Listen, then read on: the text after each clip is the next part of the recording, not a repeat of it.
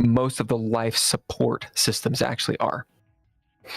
And it is lit up like a Christmas tree, with the lights of ship diagnostics and systems. And it's pretty obvious that Ian is still, we'll call it indexing, putting himself into the ship, checking all the diagnostics, running the processes that Glenn had him run.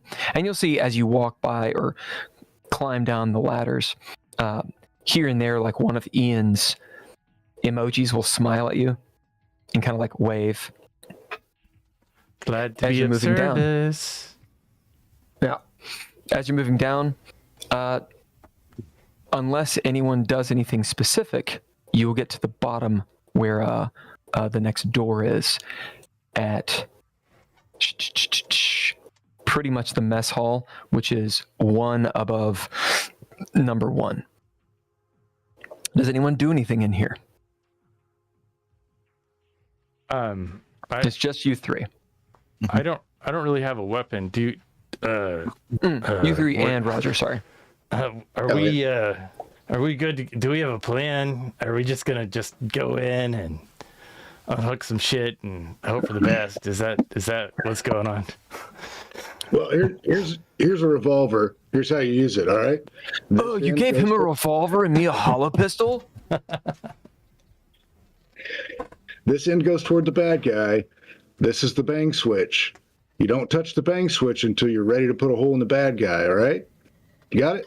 He didn't even have any training. Oh, Roger's in the back, like on, way up top, at the ladder, holding onto the hollow pistol. I can't believe you gave me the, just complaining.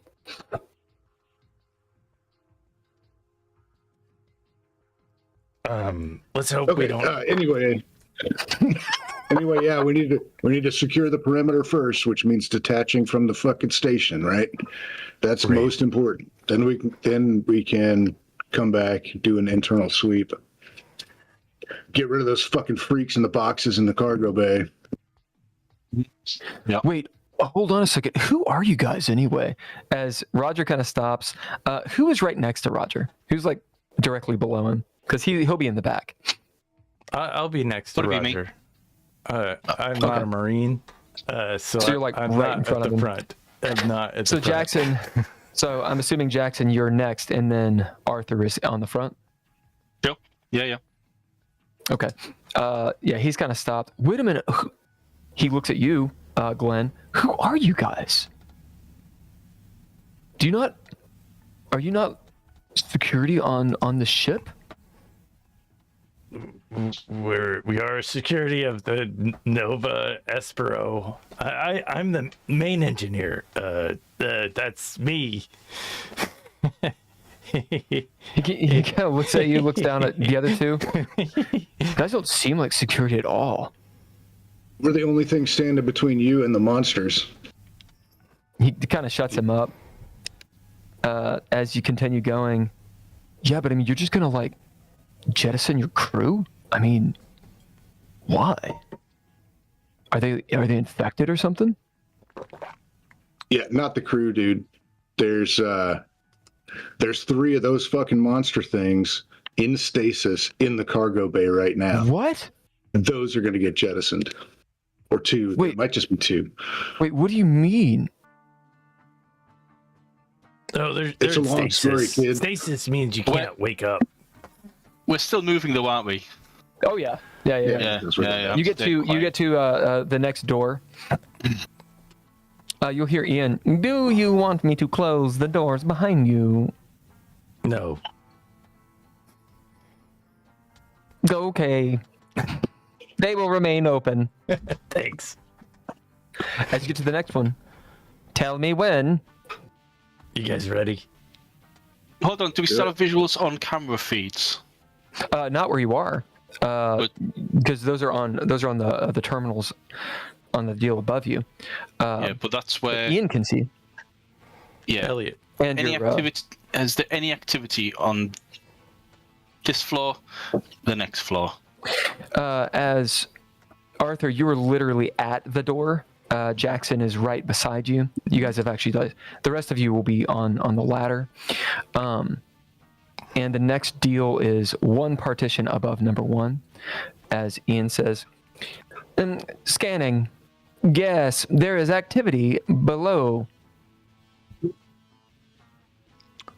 It seems 2 crew members are moving there. It's the mess hall, where you have like the meat yogurt and the vending machine. Meat yogurt. Okay. Yeah, I'll call it to Elliot. Hey, Elliot, check out the cams for the mess hall. Tell me what's going on in there before we go in. As Elliot, as I described, he had actually started following you, and he was on the ladder. Like he left.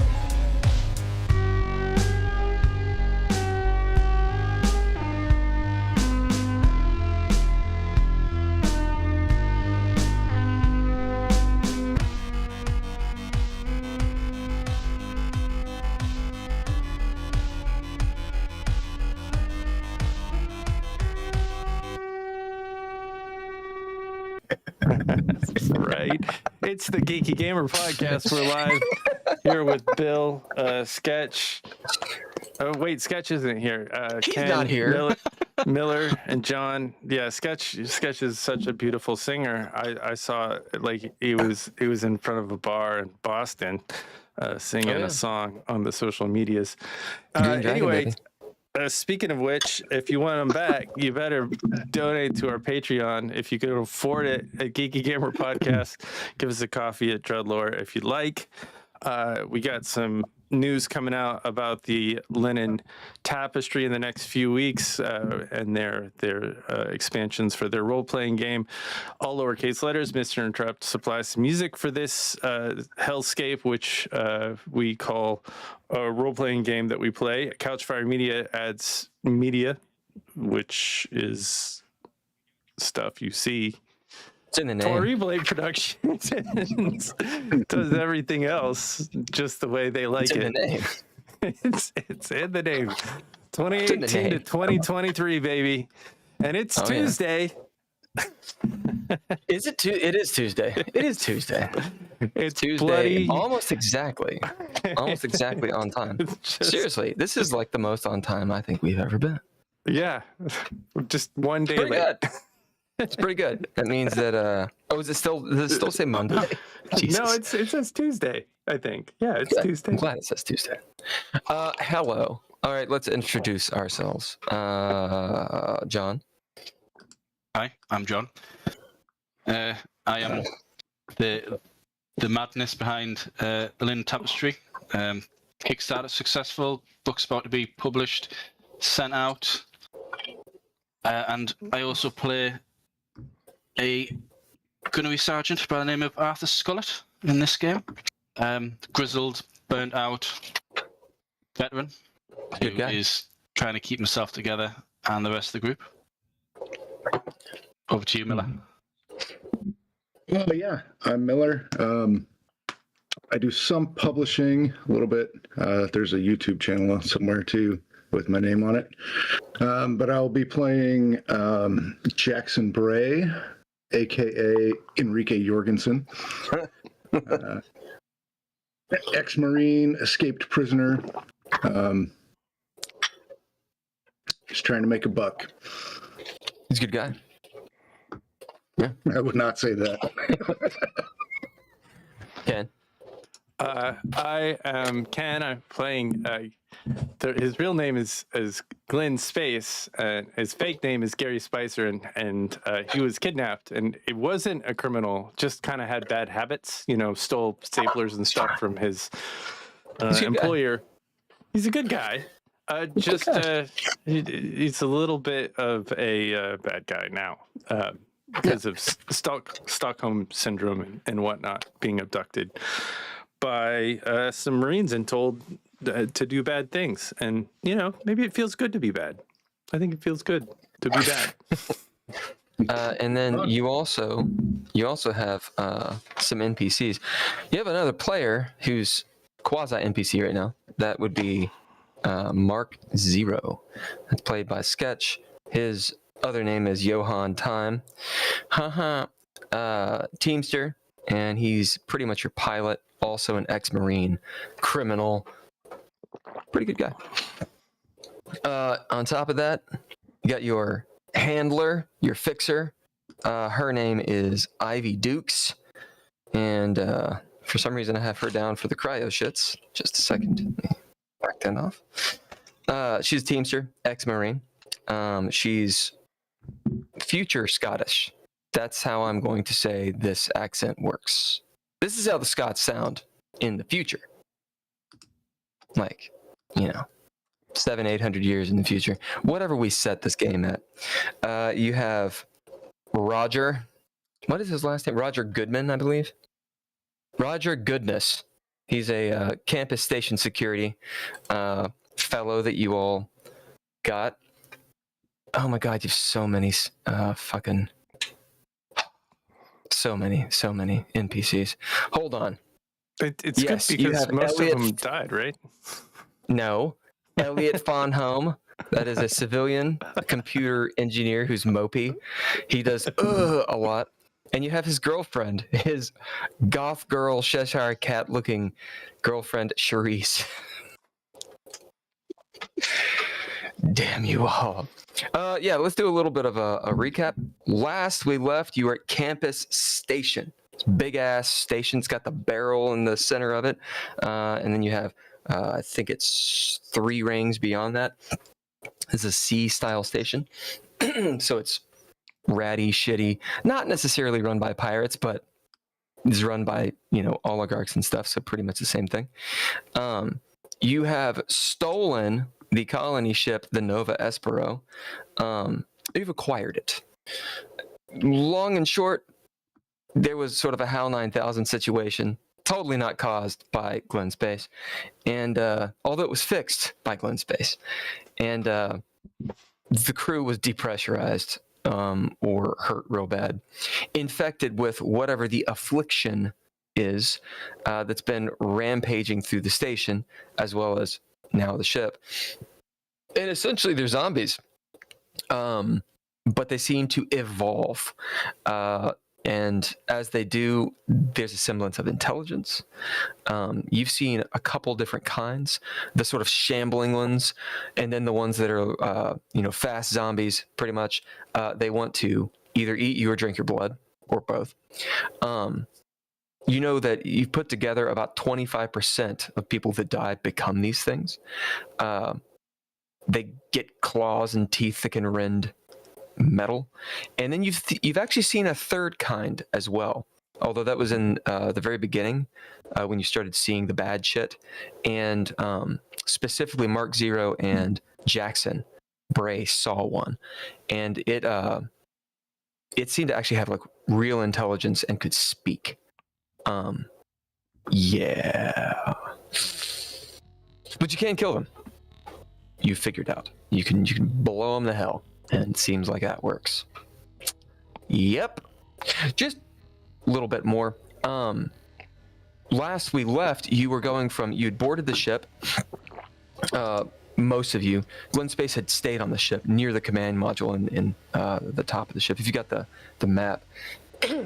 And you made the trek with your 2 civilians and Roger, the security guy, down level by level, trying to get to the med bay.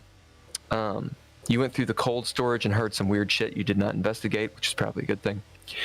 Figured out that about 30% of the cold storage of these AOS colonists are offline. It seemed like the chatbot, as it's called, the rogue chatbot, was just murdering everyone for some reason. But Glen Space stopped it, so you have about 70% of the crew left in cold storage. The goal was to disconnect the ship, which you did through heroics, disconnect it from the campus station, and then eventually get to the med bay. You go into the med bay for a couple reasons. One, because Dr. Adams, this creepy motherfucker, seems to actually, despite being a mad scientist, seems to actually know something about, well, he's a mad scientist, so you want to talk to him. Also, you had rescued one of the AOS colonists, and she exhibited some signs of this affliction, although it was quite different. She clearly could speak, and in the end, Jackson cut her head off. So he wanted to see if, anything had transpired there. Unfortunately, the ship's cameras are not showing you vital systems such as the med bay, as well as the reactor core, and there are blank spots throughout, as I see fit, pretty much. Right. So we ended the session with you disconnecting the umbilical, leaving the campus station, and trying to figure out what to do with your new ship. Your NPCs, Ivy Dukes and Mark Zero, are on the bridge. They've locked it down. Oh, also Charisse is on the bridge. And that skeleton crew is actually able to drive this ship, albeit there is definitely a learning curve. Right. We decided that the ship does have a couple different guns because the book says so. Big laser cannons. And yeah, that's where we are. What do you all want to do? There's a lot going on. We talked about it out of game, so we don't need to talk about it now. But you can go in a lot of different directions. Action is on you. We'll say that you're all together because you pretty much were. Just outside of the airlock. And so we're literally like starting where we stopped. And hopefully I'm not. Am I skipping anything that you guys can remember? I'll give you 5 seconds to think about that. Nope, I don't think so. I'm about to die. I feel like You're about to die. You're skipping that part. No, you just got your, well, I wasn't doing a play-by-play, Okay. People can watch the other session. We don't have to go play-by-play. Yeah, you all got fucked up. Right. Took stim packs, the whole thing. You soldered your fucking head. It was heroic. It was cool. And now, let's see, the looking at the map, number 1 is the airlock. You are just outside of that. And 3 is the cryo decks. That's not where we want. We want the med bay. Where's the med bay? 4. 4. So you are 2 levels above the med bay right now. There's a it says on the map crew cryo chamber, but actually, is that the crew? Yeah, actually that is a crew cryo chamber, because below that is the stow room, the really, really big stow room on number 5. Yeah. Beforehand, like in the before you made your jump, when you were doing ship security, Jackson was staying in between decks 4 and 5. He sort of like set up a hammock and chilled out. That's actually where your little setup would have been, between 4 and 5. So for continuity's sake, deck 2, it says crew cryo chamber. That's actually going to be where those nicer rooms were, like your all's nicer rooms. And there's also going to be cryo chambers there, but that's actually where like your shit is. And you guys are going to be just outside of 1. Okay. Okay. What y'all doing? I am. All right, guys, let's hit the med bay. Let's hit the med bay, make sure that chick's dead, get her body in the airlock.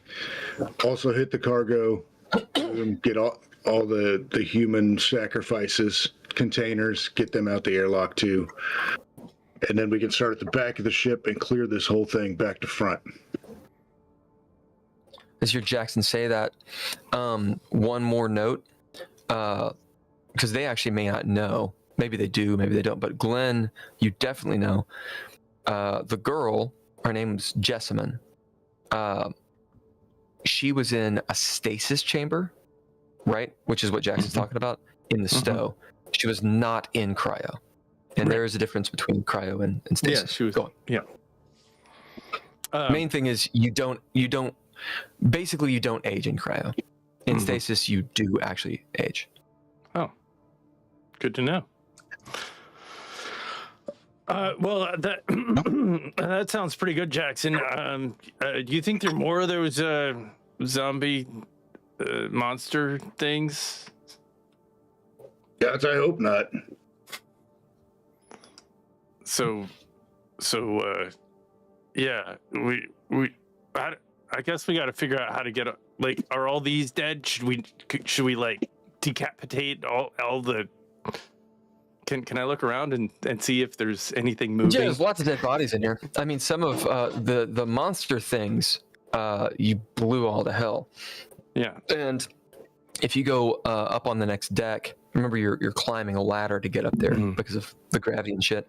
Actually, speaking of, there is 0 G right now, as you've disconnected from the station, so everything's floating. Or it's not like immediately floating, but I thought I asked Mark Zero to floor it as soon as we to help us detach some of the aliens from. Yeah, you hit 3 Gs, but Yeah. you have to constantly accelerate to gain gravity. Okay. Yeah.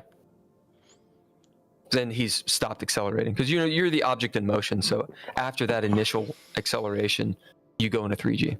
Sure. But you are correct. You're like hauling ass in a direction. Yeah. So, and it does spend fuel, and your ship does have fuel that can run out.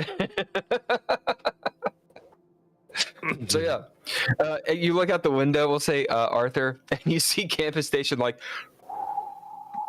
Good. Good. Yeah, Good it's riddance. slowly getting smaller. But here in like a few hours, it'll be this big, like the size of a paperclip. A little bit longer this far. Yep. Do we have any way of making sure there's no other of those monsters out there? Because I'm more than happy to get out there and just kill everything that's moving that shouldn't be.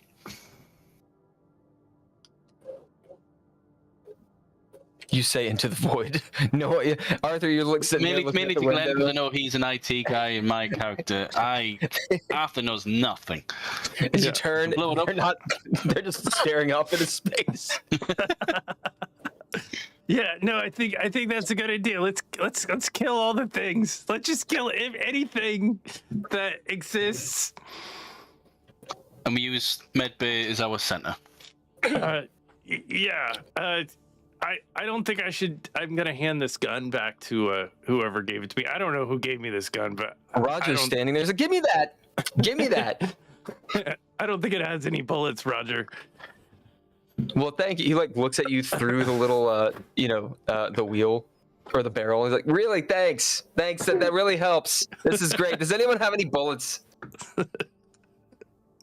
Yeah, Here's a revolver, right? Yeah, I got a reload for you.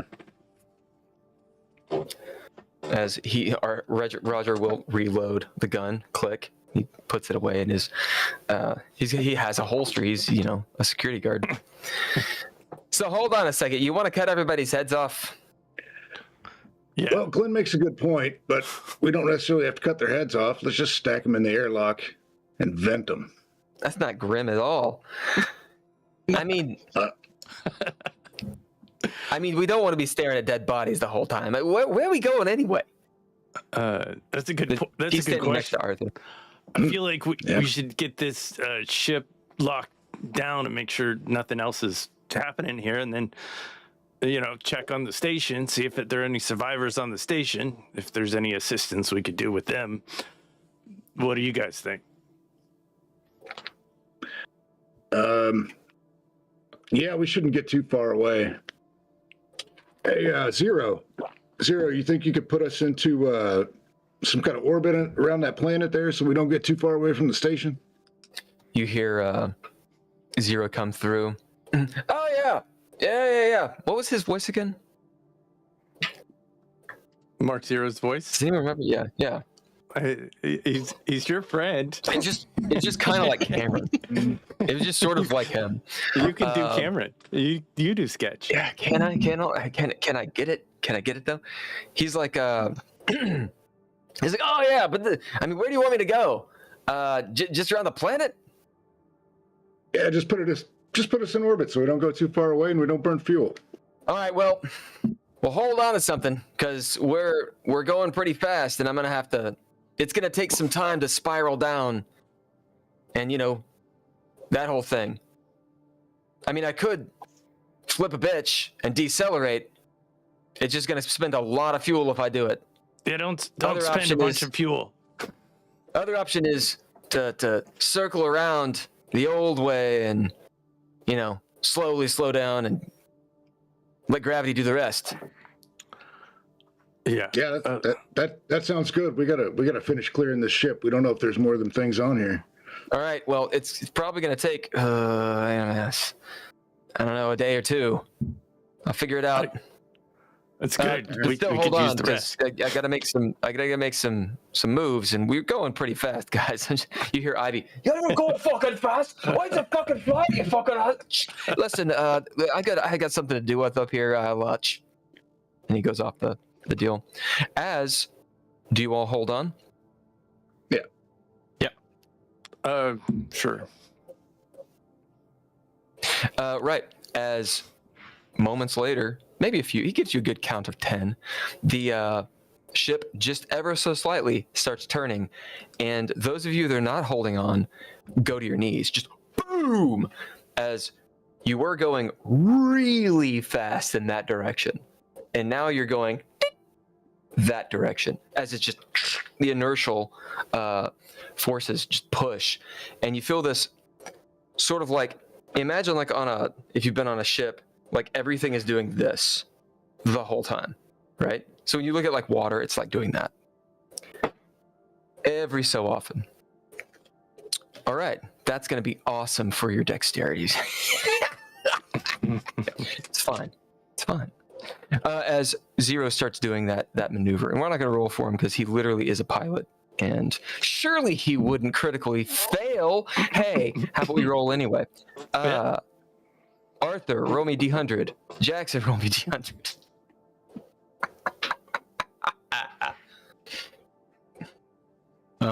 Okay. Yeah. He's got a really high pilot. That's not that high. That's not that high. That's really high. That's Yeah, very high. 91. We're all gonna Really? die. Really?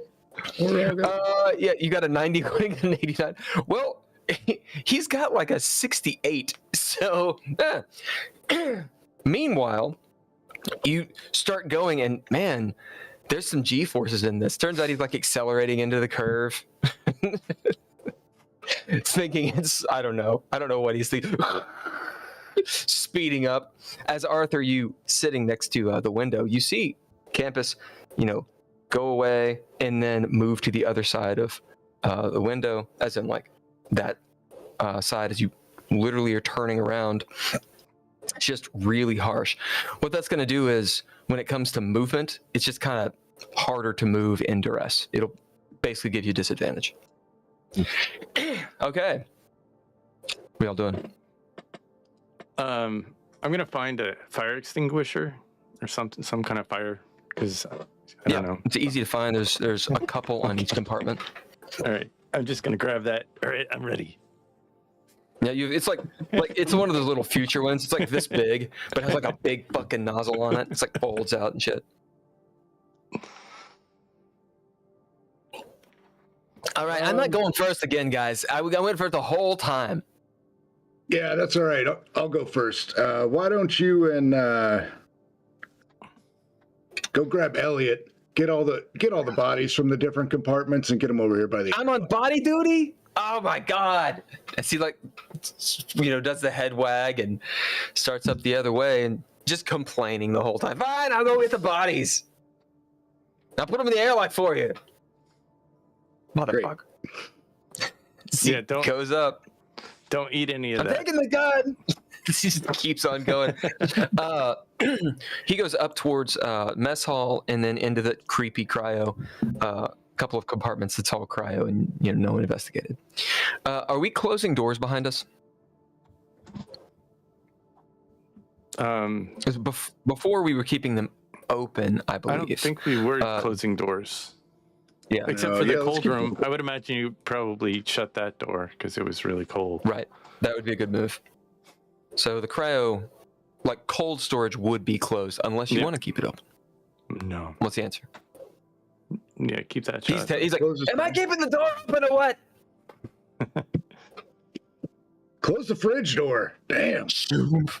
Mother, as he goes up. Yeah, great. Excellent. Perfect. Let me write this down just a moment. Write down some of this stuff. You all talk amongst yourselves as you make your way. As you all don't talk at all. What do you think will actually? Because I don't think bullets. I mean that little sword that you have, Jackson does a pretty good job. Can we just drop the pretense that we have like multiple names? Because like that's just really getting to me. Can we just call each other our real names? I feel like the crew is dead. It doesn't fucking matter anymore, does it? I'm not dead. You hear you hear Yeah, the AI. Ian, he's like, I'm not dead. Oh, let's good to hear your voice, Ian. No, but seriously, yeah, bullets don't seem to affect these guys. They've got enough bullets in them. That'll put them down. For like a second. Just keep filling them with bullets. What are we going to be able to salvage animal-wise on the ship? Hopefully, We took all the animals. They're on the station. We took all the animals. yeah, right. They're probably all infected.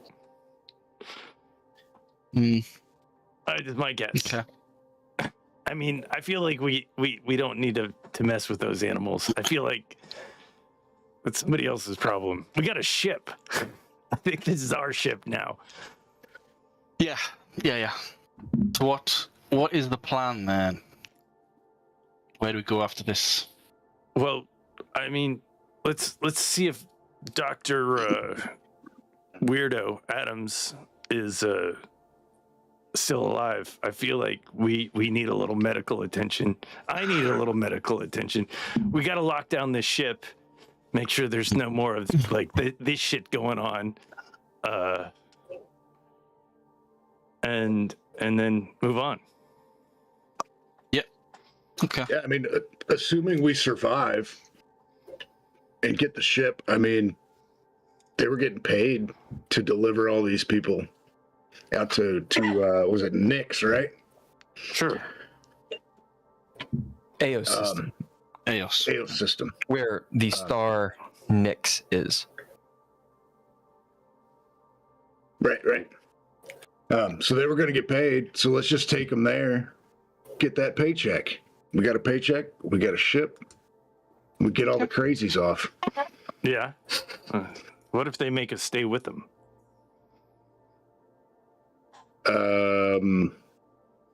I got a vibe Shetty right here says I don't have to stay. Yeah. Okay. Looks good. You're pretty good with that thing. It's fun too. Nice. Let's head to the med bay. Should we take precautions like open doors slowly? Have Ian control the doors. Ian, can you control doors? Can we just open shit as we go along? Are they all Yes, of locked? course. What's going on here? How's that working out? Yes, of course I can open doors. Although I don't have thumbs. Knock, knock, knock, knock, knock, knock, knock, knock. It does seem some of the doors at the lower decks have been damaged. And you may have to do it manually. Well, just let us know if anything's coming our way. Please. I will know what I can see. Yeah.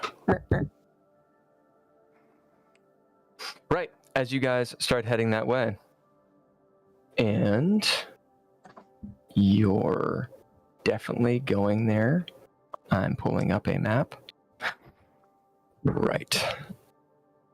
I left my really good headphones at home. Great. Yay. All right. So you exit airlock, and you're going down 1 into 2 into crew cryo chamber. This hallway, it's the completely white hallway you'd first seen your first experience with the Nova Espro. It's where Jackson vibro-shutted the hell out of a panicking security guard, and you threw that guy off. And you all cleaned it up very, very well. You see your rooms as you enter this part of the station or the ship. Maybe even potentially thinking you're going to see the same kind of gore that you saw before. However, you don't. And perhaps this is even more unnerving in a way. This room looks pristine. As pristine as you left it, I should say. There might be some boot marks here and there of people's traversing it over the time that you were in the station. But otherwise, it's a very clean room. Whoever did the janitorial work did not finish their shift, we'll say. So you'll see some boot marks that go to and fro in the different rooms and such. You will actually see some prints that lead into your all's rooms. And there we go. Beyond that, all the lights are completely on, really bright, very white, maybe a little tinge of a yellow in here. Your room's lights are all dark. And at the end of the hallway, you see that closed, what do they call it, bulkhead that leads, down further. And the light down there is flickering. Otherwise, the sound of the air conditioner and you all breathing. All right. I don't see any need to stop. Doesn't look like anybody came through here. Well, it kind of looks like some didn't people leave went any in our carnage. rooms. Yeah. I think we're okay, except for that light flickering. I did maintenance on all this shit before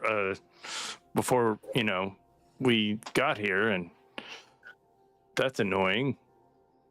You mean before you put the AI with the virus back into the ship? I mean, I saved the ship. The AI, the virus was on the station, and this is the RI that we downloaded, and it's good we did because when we put it back on there, we have an RI, and I'd like to see you pilot a ship without an RI. Go on, let's just get in the med bay. Keep on going.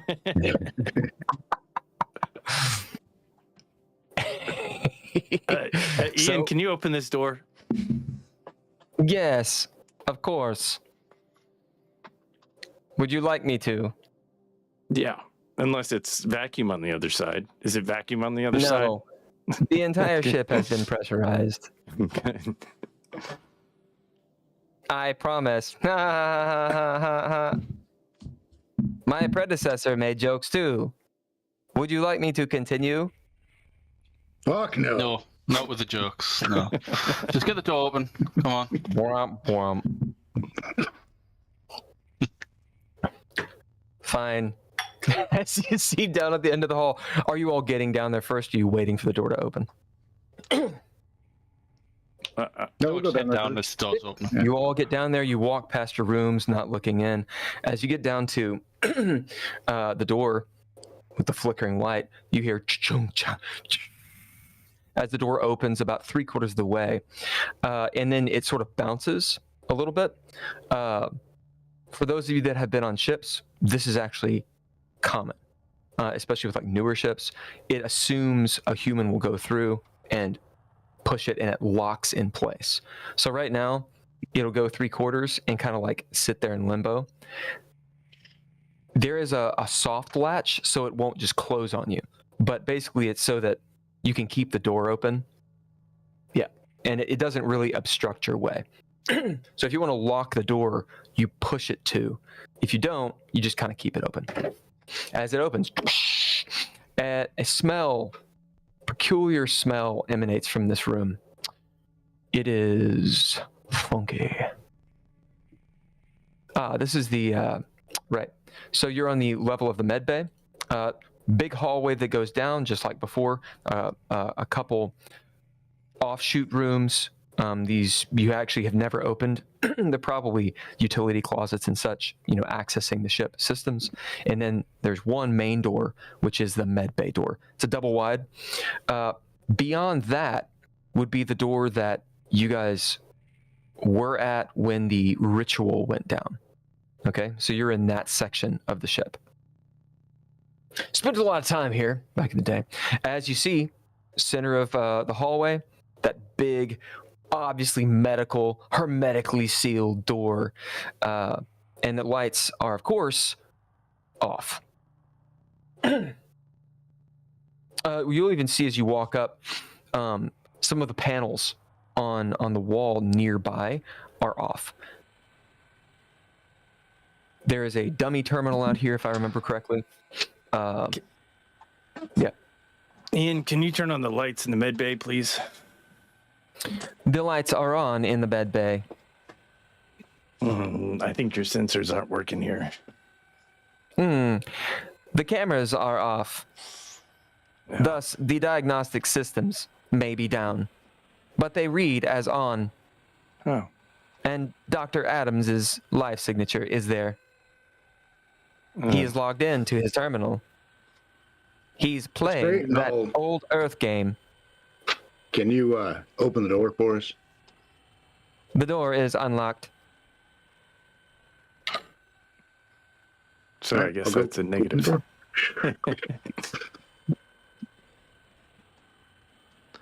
As you go over to the door and you start to open it, Ian goes, "I can open it. I thought you might ask nicely." Ian, can you please open the door for us? Jackson just fumes as the door. We're gonna see if the door is fucked or not. So your name is Glenn. Glenn, roll me d10. Arthur, roll me a d10. And Glenn, you'll be the tens place. Yep. It's a 9. 5. 9 to 5. That fast. It sounds fucked. As you see the door shink open about an inch, the door is open. Thank you, Ian. It's open in the grander sense. It's an inch open. Give an inch, they will take a mile. Not. As it, the door opens up the rest of the way. Thank you, Ian. It's not my fault. It's not my fault. You did this. It's not my fault. I love your jokes, Ian. You're a funny. I will continue making them then.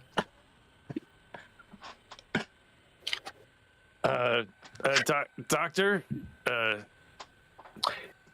As you look in, Jackson, you're up front. Actually, there's plenty of room for you all to be abreast each other. I'm behind them. Indeed, you're behind him talking over his shoulder. In the room, it's a large room. It can accommodate probably... Think of the Nostromo med bay. It kind of looks like that. So it's rather large. 10, 15 people could probably fit in here. Off to the right, was where the girl had been in a. It's not a stasis tube, but it's a. What do you call it? I forget what Mothership calls these. Like the super little med bay thing that can do surgery and shit. Is over there. If someone wants to look it up. To the left and right, so in front of you, there's a couple different beds. It can accommodate about 4 people on beds, and those things can actually slide out from the wall be put away to save space. Beyond that, the place is just filled, with equipment, beakers that are fixed, and all these things. A laboratory. So while it looks like a med bay, it's also definitely been heavily modified. And to the left would be the Terminal 2 that Glenn had been hacking. Beyond that, this sort of low blue light. Actually, fuck that. Low red light is in here, like on the floor, so you can kind of see where you're walking, but everything else is a silhouette. Yeah. Again, the weird smell. It smells like a garage. So think of like tires and oil. There's no answer when you call out Glenn.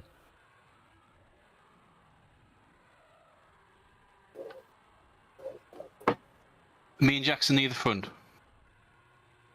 You're at front. Okay. Rifle at the ready. Head forward. As you get your pulse rifle out, you start in. Jackson, what about you? Yeah, I just got the vibe shetty out, and I'm looking for the girl or any sign of her if she's gone. You bring up the vibe shetty. Have you ripped it and turned it on, or is it off right now? If mechanically, you can do all that in one move. You don't have it doesn't like take you time to do it. Yeah, I probably killed it to kill the noise. Okay. And then as you go in, Jackson, looking specifically for the girl. Last time you saw her, that you cut her head off. Sexy stuff. It was off to the right on that bed. As you look over, very low light with that red light, can't quite tell. It does look like something is on the bed. But perhaps it's a body, perhaps it's not. Is there a terminal lit up that Adams is supposedly logged into? There's not. Although you can see from the hall light, about midway in the room to the left, to the back, that's where the terminal is. You just see the silhouette of it. It looks like nothing is on.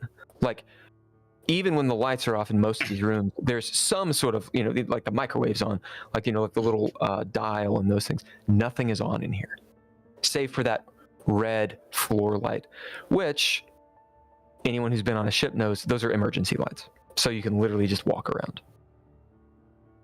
Can I I'm gonna go ahead and try to restore energy? Where are you going to do it? I'll just go to the terminal and see. So you see walk if I into can, the room and go to the terminal?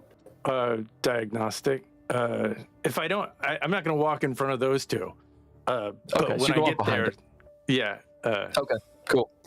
As you're inching in the room behind Jackson and Arthur, sort of heading towards the terminal, but staying behind them. Jackson, what were you saying? I'm gonna click the headlamp on the Yeah, hazmat suit. as your headlamp goes on and Arthur, you see initially right out in front of you, the laboratory equipment is all smashed up against the wall. And it looks like stuff's like hanging down from it. Chemicals are like spilled out, dried perhaps, in weird spots. As it dawns on you, oh, well, you guys hit 0G at least once, and also you did that really harsh burn. Maybe something happened. Something slammed into the wall from it. Who knows?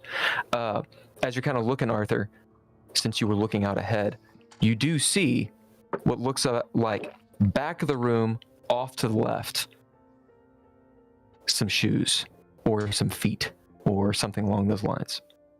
As Jackson, you whip your head around to the right, obviously looking at the place where you left Jessamine. And in fact, there's a body there, but it ain't her. You can tell by the clothes, it's one of the, what you call them? Ship security. He's all just like ripped up. Like I might be and actually his face will be looking at you, and you see his neck is just gone. Oh, That guy might be dead. Yeah, Keep is an it eye on gone him. enough to where I don't have to cut his head off? Are you going to go over there and look? Yeah. As grimly you go over there and see, I mean, it looks like a shark took a chunk out of his neck, but it's still technically attached. He's staring at you with these big ol' eyes. I would free his neck from his head, sir. Yeah, that's gonna happen. Arthur, what are you doing as Jackson's going over there? Check the body on the table. Make It's the body on the floor. Did you say there was something possibly on the table? Yeah, there's shit all over the tables, but it doesn't look like there's any bodies. There's a body on the floor at the back of the room on the left. The body on the floor is the body of the girl. As you go over there, whipping around with your gun, do you have a headlamp or anything? Because it's rather dark in here. Nope, I don't think so. As you whip around, there is some light just from Jackson's headlamp, but he's facing the other way. And the body's on the floor, so you get some of the red light. And you see, I'm going to find out who this is real quick. Okay, there's a bit of a fate roll. So we'll say, Glenn, you're going to call it high or low. Arthur and Jackson, go ahead and roll D100s, and you guys are getting advantage on this. Oh, nice. Low? Pretty much, yeah. I mean, yeah. Hey, you do it. Low. Oh, nice. And would you get Arthur? 40. Yeah, both low. Great. As you see, it is Dr. Adams. However, he's not dead. It's obvious. He's been hurt. He was obviously the object that was thrown against that wall. And you see like maybe little bits of like the plastic and the console like in his shirt and like stuck in his cheek as he's been abrased for sure and injured. Arthur, it's pretty obvious he was either thrown or he was thrown by the burn.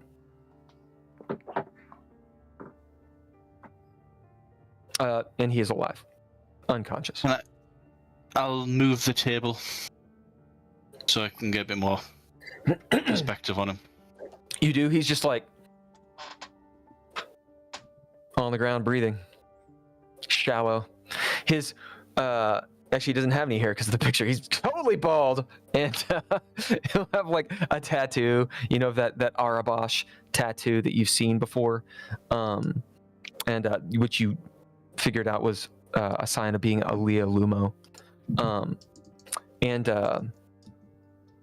yeah, the weird fucking fingernails and rings on his fingers.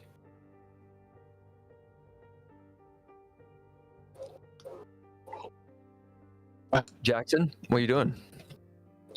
I'm going to relieve this guy of his head. As you turn on the vibe shetty and start raising it. Meanwhile, Glenn, you make it to the terminal. Yeah, I'm gonna restore power to the, or you know, figure out what's wrong with the. So Glenn, as you fuck with the terminal, it doesn't seem like there's any power on the terminal. Yeah. So you can bust it open and try to fix it. Yeah, I'm gonna try and figure out where the power is severed. Okay. So this will be a roll, some sort of computing. We'll say it's intellect. And Jackson, you don't need to make a roll for this. You're just gonna come down and cut this dude's head off. Yep. As you make short work of his neck, of course it's a vibe shetty, so blood sprays on the wall, and the body kind of like, you know, moves with the herky jerky. I have no idea, guys. What's your roll? A 94. I mean, it doesn't. I mean, I got a high thing, but I mean, I just can't. I mean, I'm doing great in Dreadlore, but yeah, no, guys, I'm out. I'm gonna retire that How die. much stress does everybody have? I got 19. That goes to 20. Oh no! 16. 16, 19, 15. and 15. All right, great. Probably because I'm as- stressed the fuck out. Yeah, as Glenn, you're stressed and you're dealing with a computer. As it comes on, you see like the prompt is and then turns off, and you're like, "What?" Gang. Both Arthur and Jackson, Goddamn motherfucker! like you hear Glenn like like hitting the terminal. Like Jesus Christ! he's got like something metal. He's hitting it. Roger's not here, so we can't have him talk. Yeah. What do y'all do?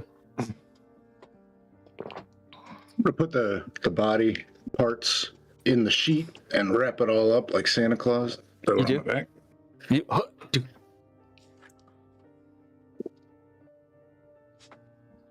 Reach down, grab Dr. Adams by the wrist, rifle in the other hand, or other arm, and just drag him into you. As Arthur comes around the corner with that guy, with Dr. Adams and his weird eyeshadow, dragging him past a fuming Glenn. Now that you're facing the other way, Arthur, this is a roll that you are allowed to fail and not get stress. This will be a perception type roll. So if you want to do, I don't think strength would be good for it. Speed, maybe combat to see something. Combat's my best, so I'll go for combat if it's an option. It makes sense. You're at the ready. Jackson's he's putting body parts in a bag like Santa Claus. You're in combat. It's pretty clear. Glenn, you're turning around as you see Arthur pulling. Your attention is at Arthur pulling Dr. Adams, who's totally unconscious. There's like pills falling out of his doctor's coat pockets. I got 19. Yeah. As you're coming that way, maybe like looking down, and you make eye contact with Glenn for a moment. Out of your peripheral vision, so the left side, so you're looking at Glenn to the right. Jackson would be off to your left and out ahead. The door is straight ahead, so peripheral vision from your left eye. You see something go woof, past it. Like a shadow. Like, whoop, whoop. Oh, okay. What's From the left to the right. What sort of shape was the shadow? Since you did so well, it seemed like it was human shaped.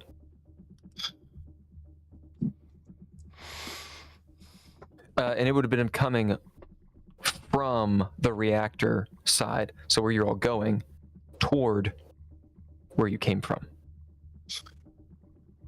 Jackson's movement. I'm going to drop the arm of the doctor, and then as a move so that can I actually, with the shadow moving in that direction, can I move to try and follow it without leaving the room? Yeah. Yep, I'll do that. Well, you can go, because it's in the hallway. Yeah. So you can go to the door. Yep, got the door. As you race up to the door and look, poke your head out. Do you? Yeah. Yep. Just poke your God, no, kidding. Poke your head out. The penitent man shall pass, man. As at the end of the hallway, you see a little girl. She's in AOS colonist uniform, like golden hair running down her back. The train of her cuffs and her pants and her bare feet are covered in blood, and you see little barefoot prints, bloody barefoot prints running that way, and she's at the door as she. Or you kept the door open, right? You guys have not been shutting the door? No, she's just standing there at the open door. Could she have possibly been the shadow? If she's is it the same size? Based on the light source, it wouldn't. Could she have caused the shadow based on her size compared to the size of the shadow? Yeah. Right, Jackson. Was she moving from the cargo toward the front of the ship? Yeah. She's about the size of a 12-year-old, so they hit puberty early. You're like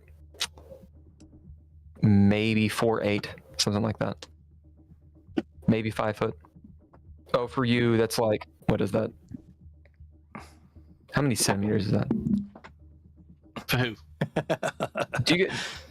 No, it's feet. No, we use use feet. Okay, I see. Cool. Yeah. So you're civilized, fine. We're not Europeans.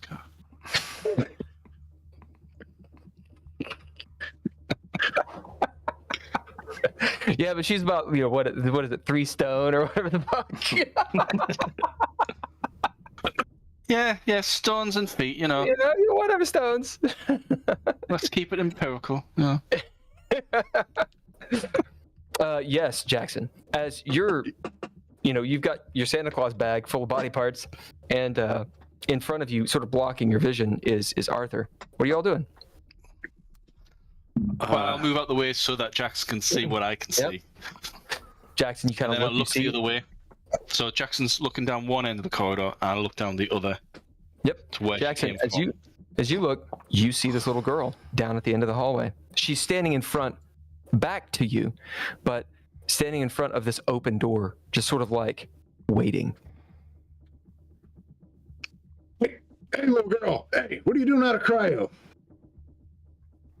She doesn't turn around.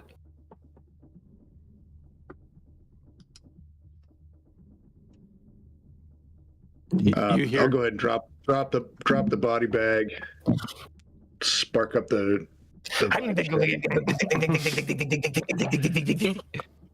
little girl. Hey, and I'll start heading toward her. Okay. As Jackson moves past you, Arthur, and starts heading towards this little girl. What are the rest of you doing? What's happening down the other end? Yeah, as you look, Where she came from? You see that door, and let's see, motherfucker. Hold on one moment. Yeah, and the door's not open. So nothing is happening down there. Okay.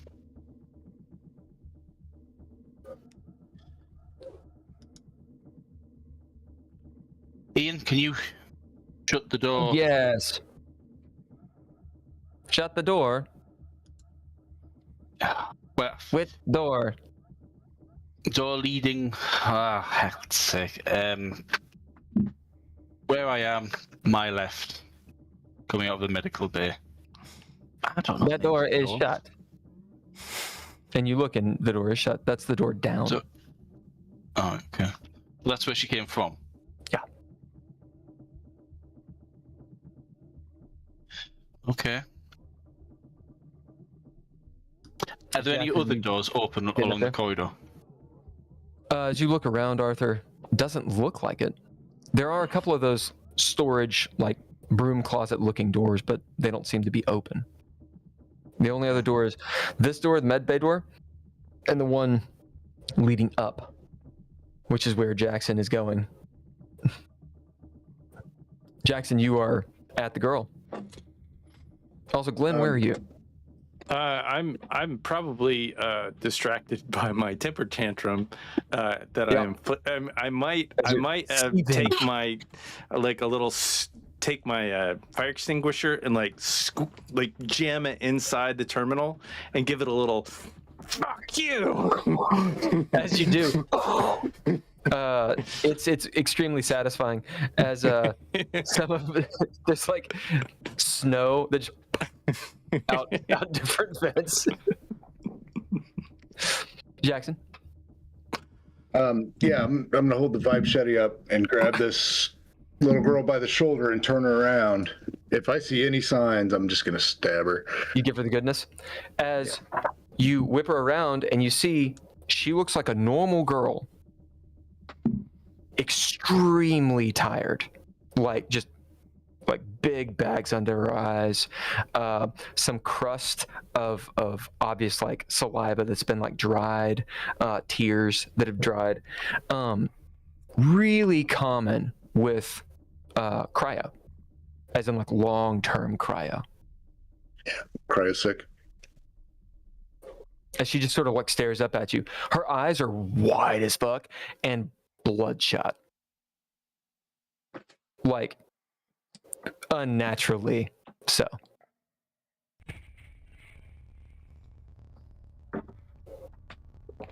Did you just get out of cryo? She takes a moment. It's a good moment, as it's almost like she's processing what you're saying, and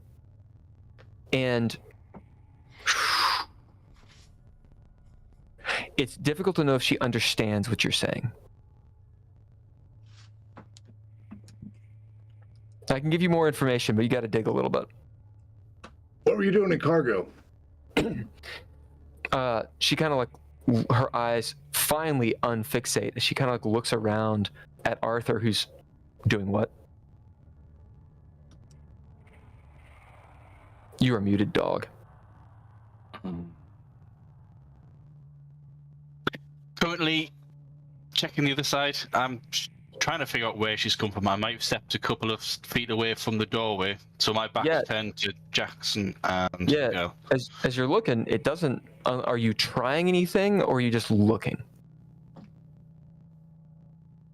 Because I don't want to make you do something that you didn't want to do. No, I don't want to press anything, not until the situation behind. But seems like nothing is open. Nothing in the ceiling below? You look at the ceiling? Yeah. No, not at all. And in fact, you see that those bloody footprints come from that door. The door leading down. Can I see the name of this door that she's come from? It's a storeroom. Right. Ian, can you lock door number blah blah blah? Yes. As you see like shunk, and it turns red. Right.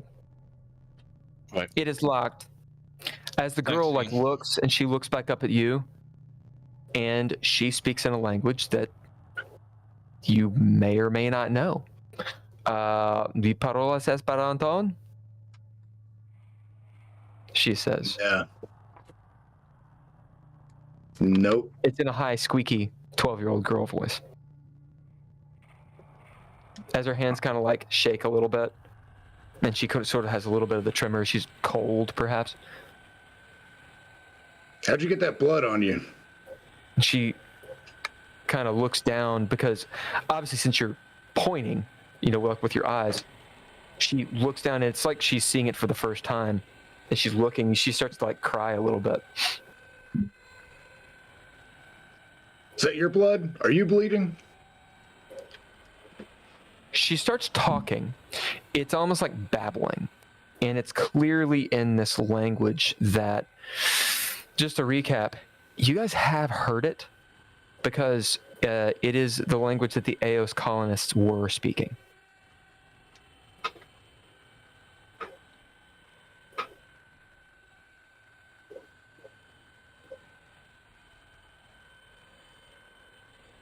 What you do? Ian, can you translate what the girls just said? Yes, of course. At this point, I've turned around and I'm watching Jackson and the girl, rifle at the ready. She says she does not understand you and wonders what language you are speaking. Hey, you know what? I ain't got time for this. I'll go ahead and I'll grab her arm. Yeah. And pull her through the door into area 2. Okay. So you're going up? Yeah. Yep. Yeah! She kind of yells as the man with the vibe shetty grabs her with one hand and the vibe shetty in the other and takes her off. Yeah, I'm going to take her into the first room because there's cryopods in there. and I'm gonna stick her in a cryopod. Shut the thing and hit go. As you shunk, as she goes down, dude. She's got a doop, doop, doop, doop, doop, doop, doop, doop, doop. As it does the system, it gives her the juice. You see the liquid come up and it freezes over, and she goes straight back into cryo. Right. Problem solved, Gunny. As you turn off your pipe shed, you turn around. Arthur's at the end of the hallway, just like leaning up against the wall. All right, you've dealt with. You've dealt with Andrea. She's done. She done.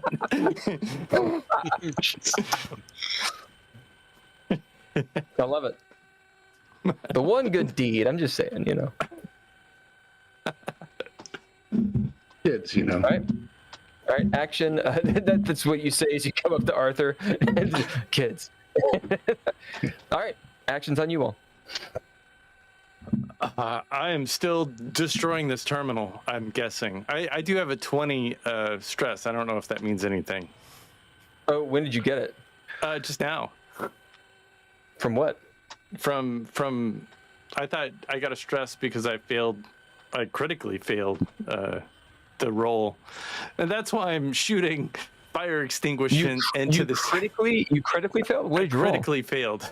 I rolled a 94. That's not a critical failure. Oh, it's not? Yeah, it's got to be a 99 for that. 99 or something. Yeah.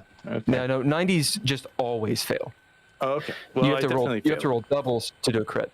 Okay. Okay. But that failure would have been 19, not 20, because you only made one roll today. Yeah. No, I was at 19. Oh, you just hit 20. Yeah, I just hit 20. Well, that is a different story. that was. Give me a moment. That's why I started losing it and stopped paying attention to anything else. I see. I did not realize you actually hit 20. I thought you hit 19. Okay, so let's see. It's that one thing that happened. That one fucking thing on the computer. It's just that one, like, really. That one. And I mean, and that's part of the rules too. Like, even if it doesn't mechanically force you to, if a player thinks they should make a panic check, that you do. All right, Miller, correct me if I'm wrong. He makes a panic check, right? Or does he auto panic? No, nothing happens when you hit 20. It's just you just can't save it. If you take any more stress, it comes off of your saves. Right. Yep, and you can't make the panic check. Right. Yeah. Right, because so basically, like, you're on the verge of panicking. You're not mechanically doing it yet. Okay. But yeah, I think it makes sense that you're beating the hell out of this terminal. But you do still have your I you can still make decisions. I've definitely had that experience. Yep. You see like a pair of really nice headphones. You're like, fuck you, headphones! Break those. Get a guitar. Fuck you, guitar! And Dr. Adams just gets hard, fucking up his guitar. Well, I stop looking at that, and I turn around, and do I see Dr. Adams? Do I see anything? Yeah. He's unconscious. He's got like a head wound. I'm gonna like try and help him, I guess. How do you do it? I don't know. I don't know anything about doctoring, so. Well, what do you do? I'm gonna grab a stim pack and like stim pack him. Okay. Yeah. You see, he's got actually several stim packs stuffed in his pockets, as well as he's got a bunch of pills and syringes, all kinds of shit. As it dawns on you, he recognized something was going on, obviously, and he's like packing up a bunch of shit. You see, he even has a lightweight emergency vac suit on, so it's not a full-on EV, but it's like this lightweight thing. If he puts on a helmet for a few hours, he can exist in a vacuum. And it's underneath, of course, his doctor's robes. Sure. You grab one of the stim packs and give him the juice. You know, the lights pop up. You turn the dial and give him the goodness. Let's see how many stim packs he has.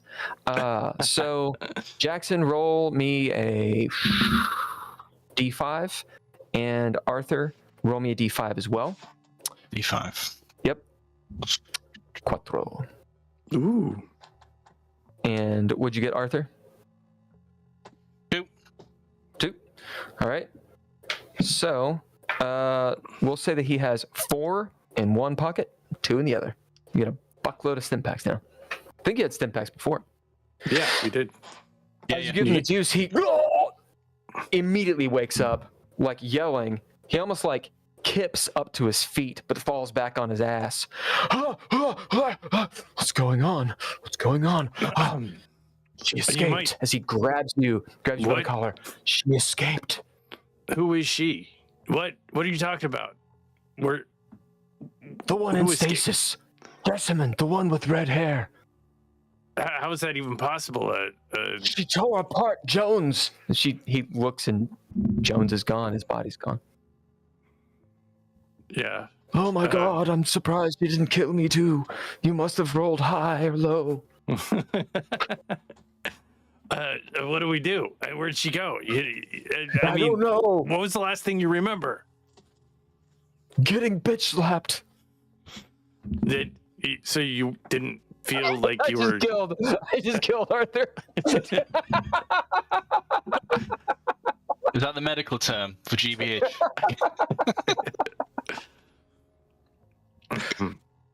As you both hear Arthur, Jackson, you're coming back. Arthur, you're there. You both hear, not Arthur, you hear Dr. Adams and his voice. What the fuck? What the fuck is this shit? What are these What things? do you mean? What's wrong with these people? I was doing tests.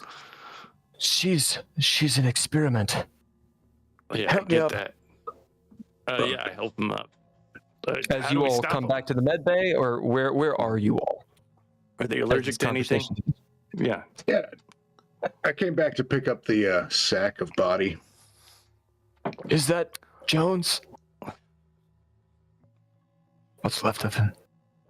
Yep. He's in a couple of different pieces. Oh, Jesus. Doc, did I hear you say the girl escaped? The girl that I cut her head off? Space Jesus, save us. What? Space Jesus. How did she escape without her head? He kind of like looks off. Well, I was doing experiments and I reattached it. I wanted to see if the regenerative capabilities of an actual zombie? She just sort of looks down. She's no zombie. She is not a zombie. She's a fucking She's zombie. blessed. I was about to feel bad for you too. You deserve it. You don't understand the transformation. She could become a Nyx angel, a cherub of the Holy Dark Mother. Do you not understand? When he says the Dark Mother, I'm going to whisper, may the Dark Mother keep a watchful eye on you. He slowly looks at you and kind of gives a nod. The violent monster is what she is. Not if the process is followed, then insanity and this aggression does not happen. Yeah, Jackson's gonna walk up to him and kick him in the face. Do you have a high kick? He's sitting on the table. Or you're like, oh, he's on the table. I thought he was on the floor. Like Taekwondo. Please, I want that. That's good. You just give a fucking. Why not? Why not? All right. I don't know what is the what is unarmed damage in this? Is it like a D5 or something? I don't know. We'll say it's a D5. I love that. Yeah. Give him a boot to the face. So roll a D5. You definitely hit him. Roll combat, not for failure, just to see if you crit, because that would be funny. Okay. combat, military training. Oh yeah. No, 29. You can give him a crow kick too if you want to give him this is Sparta. It's up to you. How do you kick him? Like spinning back kick? What do you do? Well, I got the bag, so spinning kick wouldn't be good. Yeah, so I'll just do the like a taekwondo, like a push kick. As he punches or you kick him in the face, roll a d5. As his legs just and he goes over the side on his back. Oh! As you deal 3 damage to him. Good. Let's see, he was already at 5. No, he stim pack heals. How much is it? A d10? Yeah. Your name is Glenn. Will you roll me a d10 to see how much he healed? He healed 6. Nice. So now he has 4 total. As he's just laying there, he's like holding his jaw. Oh, but you don't understand. Alia Lumo. He's trying to pick himself up. They just messed up our work for profit. They go on. I'm gonna grab the doctor. I would stop talking if I were you. I would not be excited about any of this. But this is the lore drop. Okay. Go by me. I'm telling you all the secrets. We don't shut the fuck up, motherfucker. Ooh. We don't want to. I'm telling you how to kill these sons of bitches. That's fine. Fuck it. This is your time to shine. Do it, man. We don't want Enrique Jorgensen over there to like bust you up. You can tell me later if you like, but he doesn't seem to be in the mood to this bullshit. How do we stop her?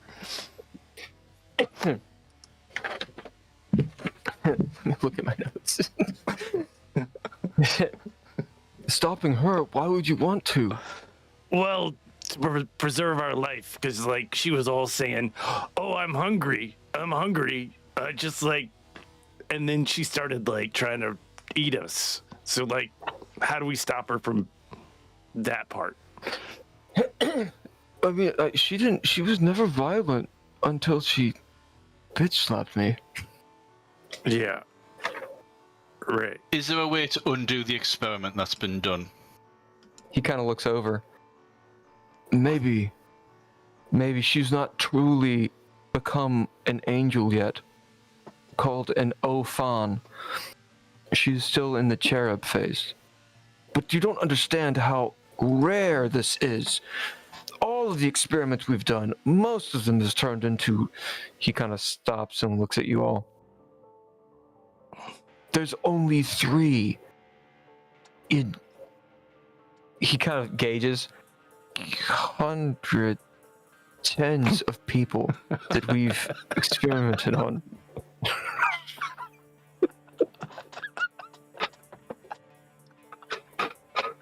All willing. They're all willing. Right. How do we reverse what's been done?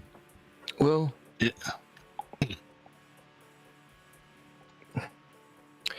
if she's well fed, she's looking for blood. Well, there's lots on the ship. Specifically the blood of Nyx, which of course there's none on the ship. So the hunger is very difficult to sate. What's a Nyx? You mean the blood of the Nyx? What? What's a Nyx? What do you mean the blood of the Nyx? The Nyx is the sun, isn't it? He kind of like looks at you, and a new look on his face, similar to when Glenn, when you quoted that scripture, one of serenity and peace. Nyx, the goddess of night, she lives in the black hole.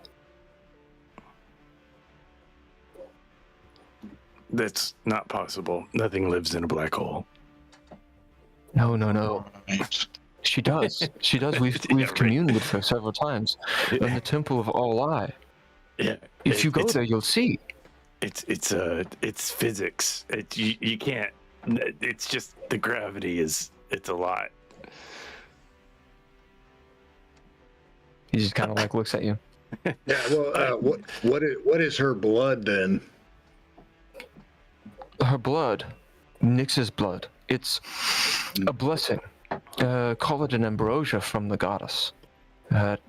Gives one everlasting life. True. Turns you into one of those monsters, right? No. An Ophan is no monster. Perhaps horrific to a mortal's mind, but no. And the monsters, this was from the tooling of Alia Lumo and their bastardization of the process. They were trying to make super soldiers or whatever they do. There's a war, out on the fringe in the Outer Rim. I know the propaganda says otherwise, but the Axminster colonies and the Clad are a real threat. If you guys want to know what those are, you can make a roll, and if you fail, you do not gain stress. I feel like I know what those Ken absolutely knows what they are. Ken has fought them in a couple different campaigns. So, Ken, if you want Glenn to know some stuff, you can throw down what you know. I mean, I feel like Glenn would have a basic idea, but not like Not really detailed. Yeah. So does Arthur or Jackson know anything about the Axminster colonies? If you were Marines, you could have been sent to fight them, but it's on the fringe. It's pretty far out. And I felt the role. I just passed an intel check, 19/33. So what you know, and we'll say that Glenn, you can fill in some gaps. Arthur, what you'll know is, having failed, is the propaganda is, the Axminster colonies, they are real things from hundreds of years ago. Basically, people that wanted to secede from the authority, long time ago, when the distal colonies were being colonized, part of the government on Prime, so on Earth, was like, deuces, we're out. And mainly they were the Australian syndicate, and anybody who wanted to come. And they haven't been heard from in like 200-300 years. There were some emissaries sent. There was a brief skirmish with them over a misunderstanding. They're like 200 plus light years away. So they're really far. And over the centuries, there's been like rumors about them. The propaganda, which you probably either believe or it's the only thing you've heard, is that they all died. They didn't make it, or if they did, that's benign. it. Like, no one cares. Yeah. yeah. They're not doing well, pretty much. Jackson, did you fight anything dealing with them, or do you just know some Black Ops truth? Yeah, some Black Ops stuff. That sounds good. Okay. So you're better than briefing. You would have been briefed, when you were actually a Marine, as in, like, I should say in service, or active duty, I should say. And the word is they're cyborgs. And supposedly, they have true AI and use it. They are abominations, according to the authority, and won't, like, they're going to invade. That's what the authority would say. You being you, probably know that it's probably overkill. Likely they just want to be left alone. But they definitely experiment with eugenics in terms of, like, cybernetics. It's pretty much what you would know. Beyond that, everything else is just rumor. Stuff about aliens, which, is that true or not? There's probably no aliens in Mothership. Doesn't happen. And Glenn, do you want to join in anything? Well, I I feel like Glenn would just know that they were benign and probably all died out. Cool. Yeah. Yep. As he says that about the Axminster colonists Nothing to worry and about. how there's an actual war. I mean, the authority has been trying to take over their systems for a long time. Their outer systems. Yeah, but they're not really putting the manpower in there. They just send like a ship or two. It's no big deal. What y'all do? Well, is there like, can we like, if this woman is so important, I mean, she's real pretty. I mean, it would be a shame to like, have something like that. I'm telling you, she could literally be one of the first. Yeah, Well, the first I've ever known of to actually become an Ophon. Well, that's cool. Next. Hold on. So if she's the first, and therefore there hasn't been one in the past, what do you know what it's supposed to look like? There have been ones in the past. We've heard about them. They're in the scrolls. He looks through his computer, filled with like foam. Yeah, your computer doesn't work. Well, I can help you.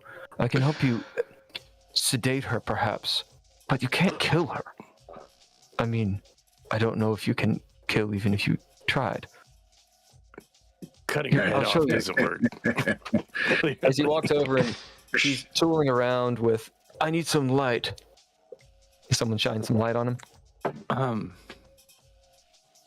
Can I try to No. turn the lights on in the? Jackson's gonna head back to the hallway. Jackson walks away. He's looking through a dark cabinet. I'll find it in here. It's right in here. What were you saying, Arthur? Glenn? Yeah, can I make another attempt to like see, like, maybe not at the terminal, but move down a little bit way, maybe towards where I believe the. No, the terminal's utterly destroyed. Yeah, the terminal. It's But I mean, done. to get the room light on, is that just over? Oh, the room light. Yeah. Yes, you can. However, Yeah. you got to make a roll for it. As you'll pull a Jordi of LaForge and actually pull off the panel and get underneath the stations and see if you can fix whatever's going on down there. Yeah. So You would assume it's a short circuit of some sort. You could potentially fix. Yeah. Okay. Meanwhile, Arthur, what are you doing? I was going to say something to Jackson, but Miller's. No, he's right there. I mean, he's walking out of the room. You can talk to him. Okay. Hello towards him, murmur in his ear, and say, once this orphan is truly dead, the doctor needs to have an accident. And would you get? I failed. Glenn? I got an 81. I don't And what's your have dice that roll low. All my dice roll you high. need those other dice. You need other dice. All they do is roll like 80s and 90s. Right. Give me just a second. That's the wrong book. It's the wrong book. I believe. And we're gonna take a break here in just a second. Let me find this really fast.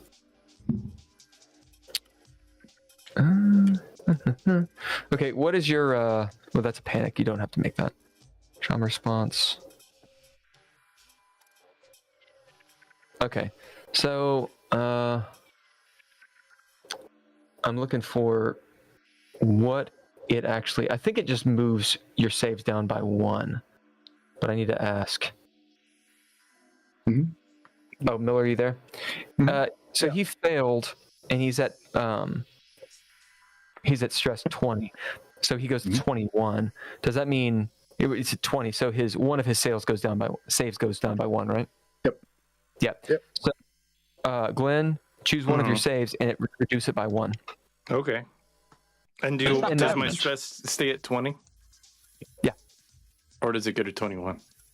No, because there's no such thing as 21. It just rolls Okay. over into your saves. The idea being, when you make a panic check, you guys are going to roll a d20, and you want to roll over your stress. At a 20, you can't. So there's no reason for it to go higher. It just eats your saves, and they don't come back. Like, Okay. They're temporary. Oh, are they temporary? Okay. Shore leave or get medical. So make a note of it. Make a note of it. Right. Because that would I be thought- really harsh. Yeah, I thought it was really bad. Fun, but really harsh. Yeah, but I know I was like, Jesus, that's fucking rough. It's Alright, okay. All I good. do is roll 90, so it doesn't matter. Yeah, you know, you'll put some breath away. Fine. Okay. Did you hear what Arthur said to you, Jackson?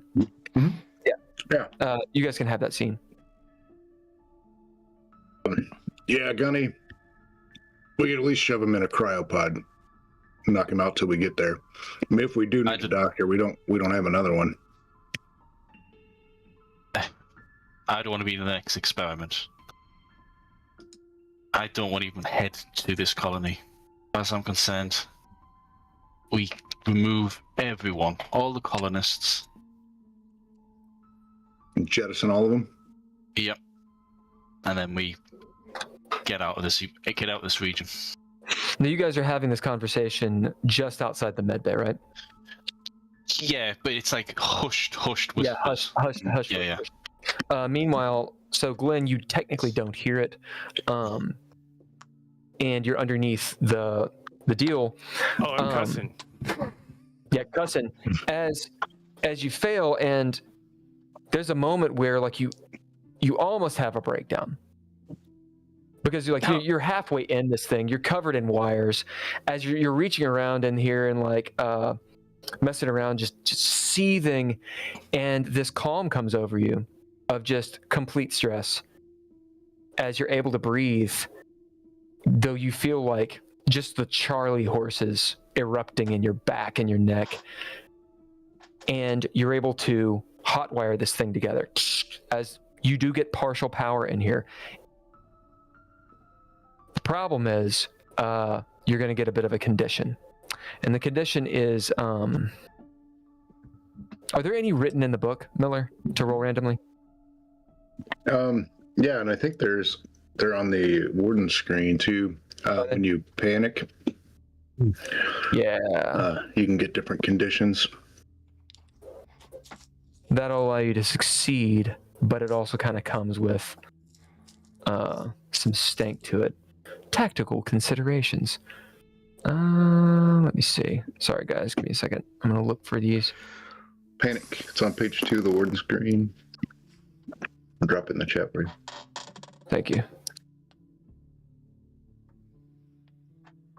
Yeah, I see the... Oh, you mean it's in the panic table, is what you're saying, right? Yeah, the panic table. I see. All right, so this is not a straight up panic, but roll a d20. It's a 15. I like that. So on the deal, it's catatonic, but you're not actually panicking. There's a point where those heightened emotions just scream out. Your body, your brain accommodates, and it's muffled. So how much do you care about things? Like that adrenaline is just topped. Does that make sense? It's kind of like a little bit of shell shock. So Gotcha.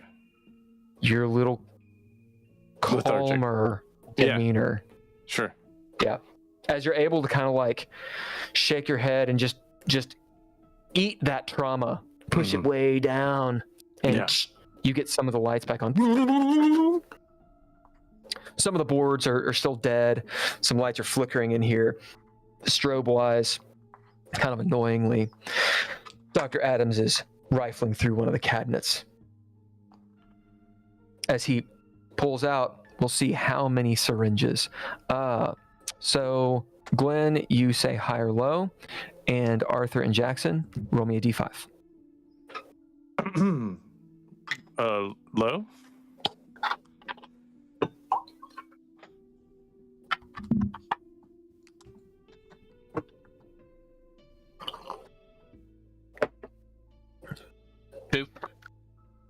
Both got 2s? Wow. Well, then it doesn't matter. I was going to have someone do a high or low, but he's got 2. 2 of these large ash syringes of this purple liquid, somewhat similar to the inoculation he gave you all when you first got on the ship. Similar. Not the same. Not labeled. But it's similar. He's got 2 of them. He's like, okay. And he pulls out the little like your plungers and such and assembles these 2. This will at least he like walks up to you, Glenn. These 2 will at least sedate her or calm her down enough to give her some sanity back if she's lost, if she's in an episode. Okay. Says Glenn's Stick her like, with the pointy end. cool. Yeah. It's just kind of eerily calm as Jackson and Arthur, you turn and see Glenn like, fuck it. Smoking a cigarette.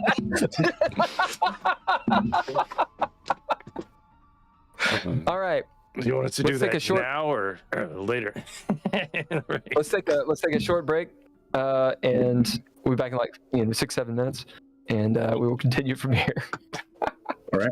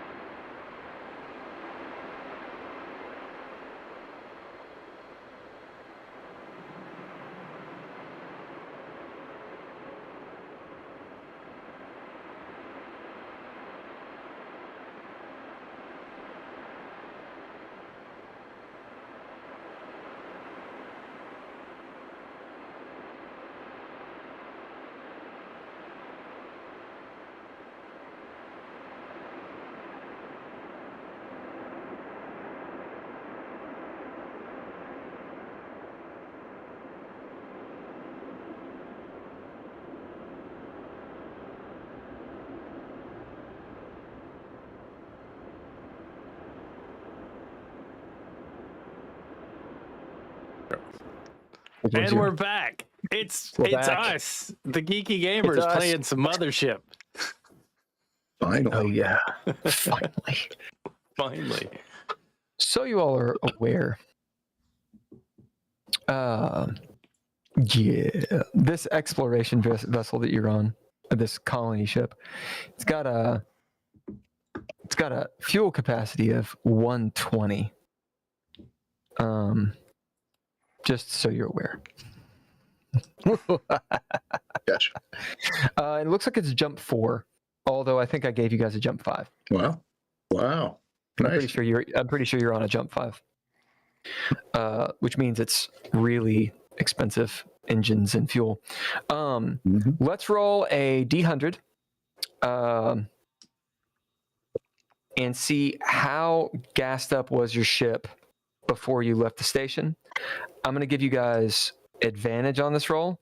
So we'll say, John, go ahead and roll a D100. Actually, wait.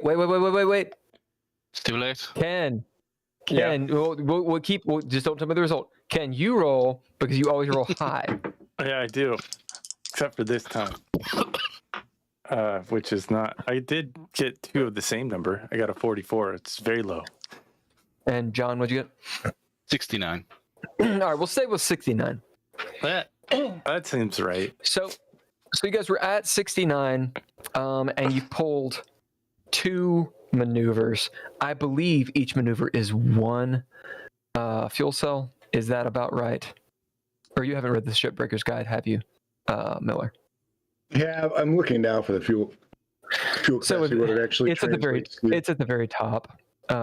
It's like second page. So run thrusters monthly. It's 1 fuel. Jump to hyperspace. No. You guys did an evasion. We're gonna call it that, because you were trying to get out of dodge. So you're doing like a massive acceleration. We'll say that it was 2 fuel because you didn't go like super duper far. And then this other one will just cost 1. So you're down 3 fuel. Who is gonna take note of this? Not it. Right, okay, then I'll take note. I can do it. Hold on. I've got Okay. the app, so I can set it up as a ship Okay, sweet. Okay. in the app.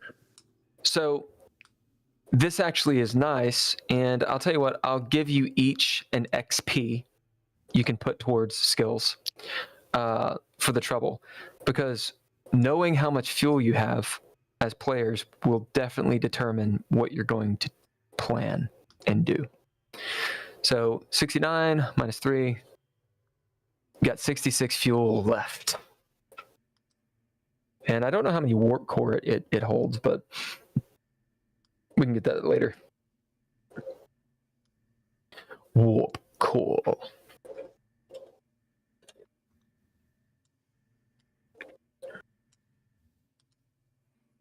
Got the warp core, baby. Yeah, warp cores are really expensive. So it's basically a big unit of powerful fuel. And the question is, how many can you hold? I guess you can just, warp cores? yeah. Or can you just have Probably a them? lot. It's got that huge cargo bay. Yeah. But I wonder if the ship actually has stats for it, is what I'm kind of. Oh, that's a good question. Right. So you all are in the med bay still. You've had some revelations go down, and Dr. Adams has handed you these 2 syringes with what he calls purple 10. I'm very creative. Shut up. Shut up. All right, so I see nowhere on here where it says how much you have. I think it's one of those things you just kind of ad hoc. But, you know, like you said, Miller, you got a ton of space. We'll figure it out. It might be how many jumps you have. I don't know. We'll figure out how many warp cores you have. Find You have it. at least a couple because they knew that they were going to make at least 2 jumps. Cool. Those things are like $1 million a piece. Yeah, they're really expensive. Actually, I want to say, anyway, it doesn't matter. Okay, so we start you off. Another tidal shift, or I should say inertial shift, as you spiral down closer to the planet. Distance-wise, you are in the part where you're starting to decelerate and find orbit around Campus B, which is the planet below the station. So you already spent the fuel for this. You guys will actually gain about 0.8 gravity at this point. I gave you gravity before because you're getting disadvantage for movement. So now you actually have the deceleration gravity as Mark 0 is pulling that maneuver. Again, you're kind of listing to the right a little bit. What are y'all doing? Actions on you. I'm gonna talk to the doctor and say, Doc, I mean, it may not be a big deal. I'm not 100%. I mean, I'm probably fine, but maybe you could give me just like a little once over. I got a couple of little random wounds. Oh yeah, I see that. Oh yeah, what happened to your neck? Here, sit down. I cauterized it with a gun. What? It's probably fine. Have you taken any stim packs? Yeah, I took a stim pack. I feel pretty good. Okay, we can't do that. We can't do that then. As he like walks over, as in Jackson, you kicked him into like some normalcy. He's like kind of a little bit normal right now. As he's like walking over Mission accomplished. to the medicine cabinet. He pulls out some bits and pieces and whatnot, and he's starting to like dress your wound and wipe it down and anesthetic. Yeah. Antiseptic. Anesthetic. And a little bit of anesthetic too. What are the rest of you doing as this is happening? Doc. The redheaded girl is this angel to be. Yeah, and she's a cherub right now. But what about all the other infected? Is there anything that can be injected into them to stop them, or just to kill them? So, for them, we call them the afflicted because, they're all willing, all of them. He kind of looks around the room, continues to wipe. But they're afflicted with if they weren't dead first before they manifested these symptoms, then yeah. No, we really didn't try. They were usually pretty aggressive. So there's no antidote or anything like that will put them Well, down? no, there's an antidote. Yeah, I mean it's this stuff as he pulls out the purple 10. We used several different versions of that, an aerosol one, one that's injected, one we laced in their food and whatnot. And there's a percentage of them that kind of came back to their senses, but they kind of had to keep getting it. And then how can they come back to their senses if they were already dead? Well, no.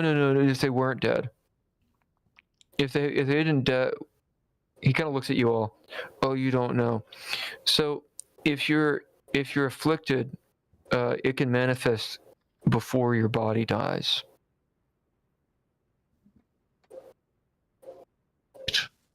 It's just when the body is ceased to function entirely. They're not totally dead. There's about a 25% chance that just they'll mostly dead. Rejuvenate. Yeah, Mostly dead. Yeah, but if they're already alive and they're just infected, then some people pull through and they don't die. It's just that the Alea Lumo just pulled the program. We were making headway. I think they definitely could be brought back to their senses, but you think we could put usually that burn the bodies. Ventilation system or something? Get it to you said aerosol.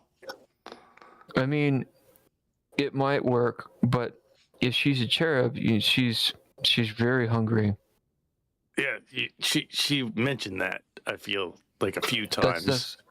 That's kind of the difference. And she's very strong and Ish. fast. Yeah. And regenerates a lot. But I mean, they super soldier type stuff, you know. They really bastardize their religion. Okay, right. we just stick her with these things, these little injection pods. Yeah, I'd stick her at least once. No. Maybe just use them both. But the thing is that like it'll wear off after a while. So maybe you want to stick her once, and you can talk to her. You can put her in stasis, and everything would probably be fine. Right. So roll a d5. Okay. That's a 3. As he's able to basically super glue, the cut.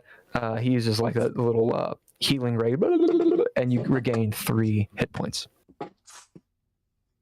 You will also not have that wound if you still have the wound.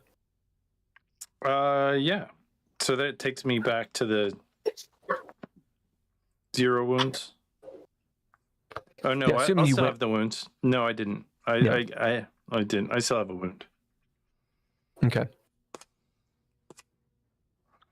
Thanks, Doc. So that wound is basically just downgraded from you're bleeding out of your arteries to, let's see, what will it be? It's going to be, none of that makes sense. It's just a laceration, right? So you're not bleeding, but you have, the wound is a laceration on your neck. Okay, so like you shouldn't heal, or I'm sorry, you should heal, but don't do any strenuous movement with the left side of your body. You don't want to pull that open again.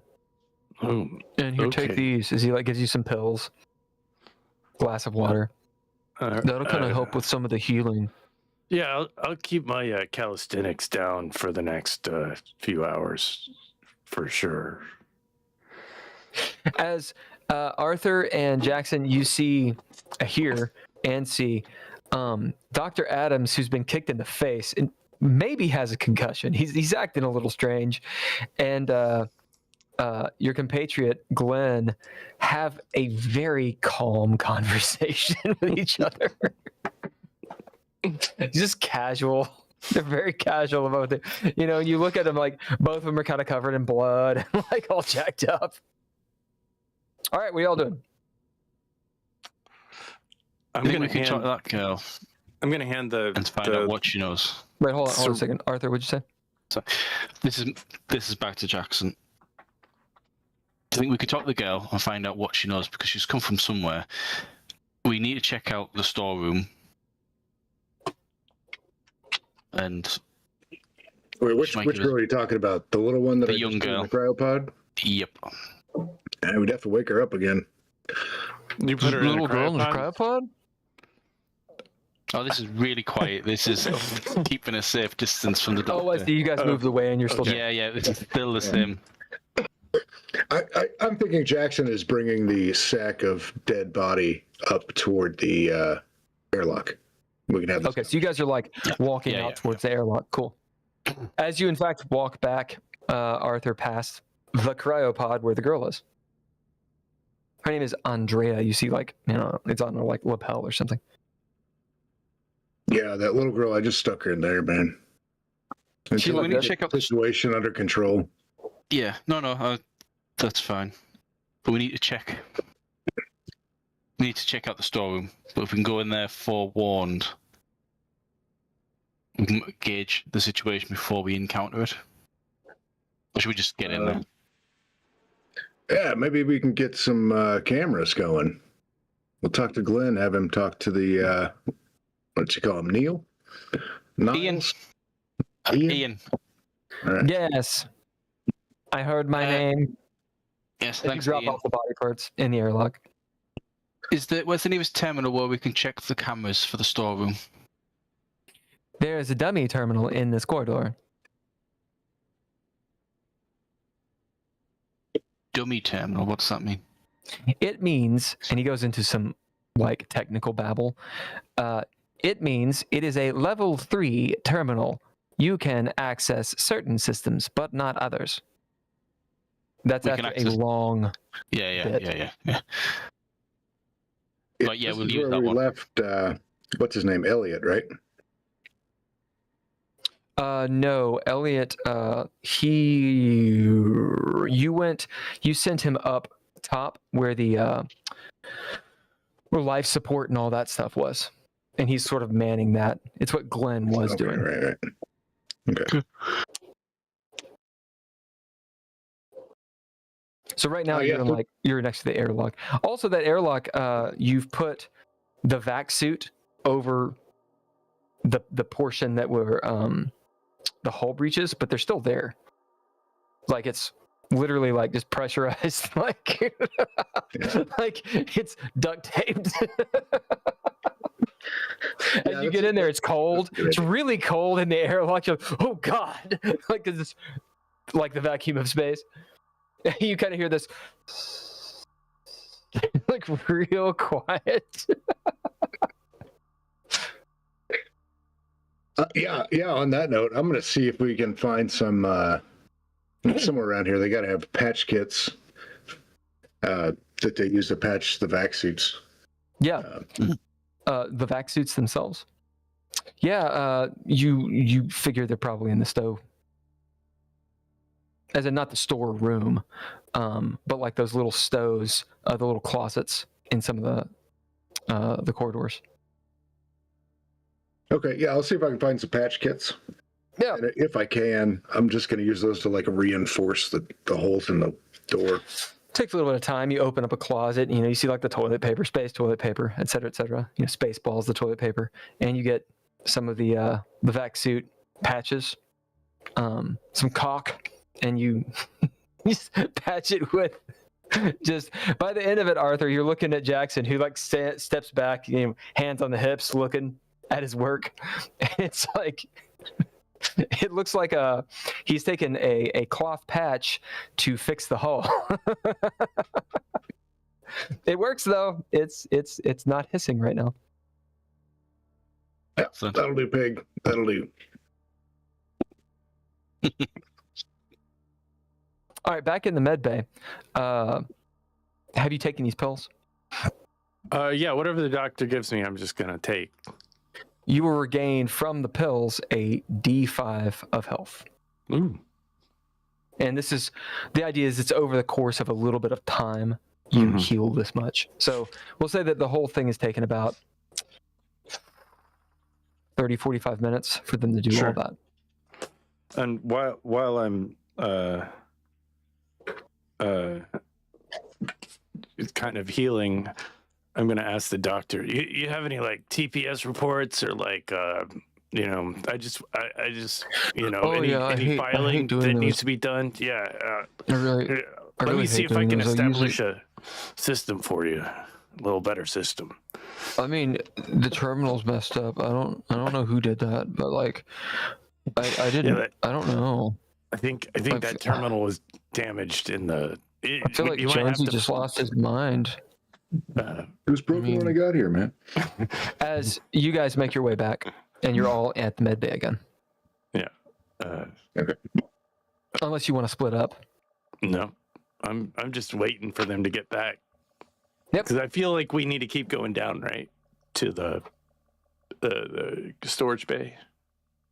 I think I'll probably stay here and just try to clean up. You don't want to go with? Well, if she's there, I mean, you don't want to see her. I mean, you seem to be like a fan.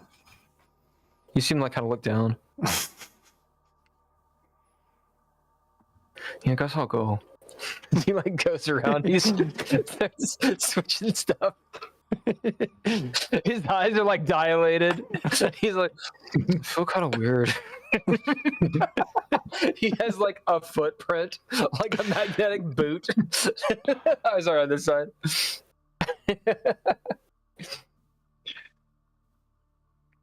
Yeah, so I guess there's a level 3 terminal right outside the med bay, Yeah. right? In this little thing. Yeah. Yep. Yeah, level 1 you only find on like life station. There's one in the reactor. There's one in command module, and then there's a few level 2s where you can actually gain some control. Level 3 you can see non-critical systems usually with the cameras. The idea being you can hack one level above. So if you can hack the dummy terminal, you can get to a level 2 and actually see all the cameras, minus like the captain's quarters and very, very specific places. Level 2 cannot undock the ship. Level 1 can do that. Primary systems are level 1, right? Right. You could technically fly the ship from a level 1. Well, I couldn't. No. All right. So what are you doing? Hey, Glenn, you want to talk to your robot buddy and see if he can give us a picture of what's going on in the cargo bay there? Sure. He says the cameras are out. I'm just gonna suggest that. Yes, on that Glenn, level. space. Your meat sack brain is correct. Is there Ian? Is there a way? Can you point me in the direction of the place where I might be able to fix the cameras, or is there like a circuit getting to them? If you go to the storeroom, you can fix the cameras from there. Yeah, they are broken on the inside, is what you're telling me. It seems as such. The diagnostics say they are up and running. Okay. Yeah, so I think my guess is it's physical damage for when the entire compartment probably shifted all of its contents from one area to a different area rapidly. I'm guessing that's why. There are whole stresses on one side of that part of the ship. Yeah. I believe some of the stow strappings may have been loose at the time of acceleration. Is it venting atmosphere? Is that? No. I'm gonna. Maybe I'm gonna go put on a suit, like a. Where's a little. Auxiliary closet next to you. Back suit. As you see, in the corridor, there's one per closet. They're not infinite by any stretch, but you do find a back suit. I'm gonna go put a back suit on. It's big and bulky. Yeah. As you get in this thing, put on the helmet. Everything sounds, like you're in a barrel. Yeah. You know what, Glenn? That's not a bad idea. I think I need a new one anyway. This hazmat suit's trash. Yeah, it's all destroyed. So are you all gonna get in some vac suits? Yeah. Arthur? Yep. Yeah. All right. It's pretty easy for you to find. There's pretty much one on each in each corridor, and probably one in each room, like one main room. So we can kind of move it like that. And you all get 3 vac suits. If you see in the book, I don't know if you guys have seen it or not, what they look like. It's at the very top of the book. It's bulky. Yeah. It's in the middle. Those at the middle. The survivor guy. Yeah. Come on, give me some diagrams.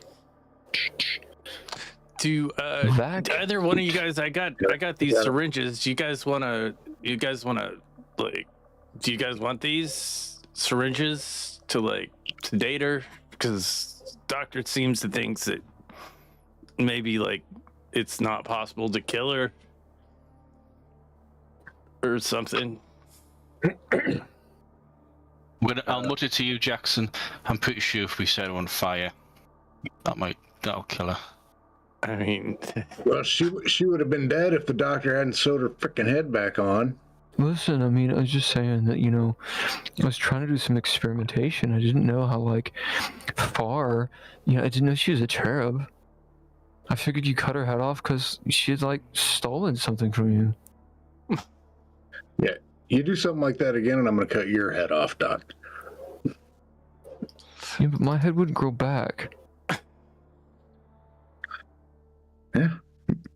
Maybe you need to let that marinate for a minute. We don't know. We'll have to experiment. I'm just saying I'm getting kind of a really bad rap. He turned into Napoleon Dynamite. Getting kind of a really bad rap. In character so much. He kicked his head into Napoleon Dynamite. Kind of like him better that way. Anyway, so he sort of whines and he's taking some pills. And he's running a scan on his head. Oh, I've lost a couple teeth. Oh, did you have to kick me with the metal boots? As he's assessing the damage on his face, and you'll see that he takes some pills, takes some medicine, pulls out a deal of space whiskey, taking some whiskey, and he's going to give himself an injection of some sort with like a yellow goop. Is that pretty good stuff, Doc? I mean, I guess it's okay. It's Evan Williams. No, kind of a little swig, buddy. He hands it to you. Thanks. It's like a plastic, space bottle of Evan Williams Nice. with like a little sucker on the top, so you can be in 0G. Cool. Like a nipple? Like a baby bottle nipple? Like a little baby bottle nipple. You squeeze the bottle.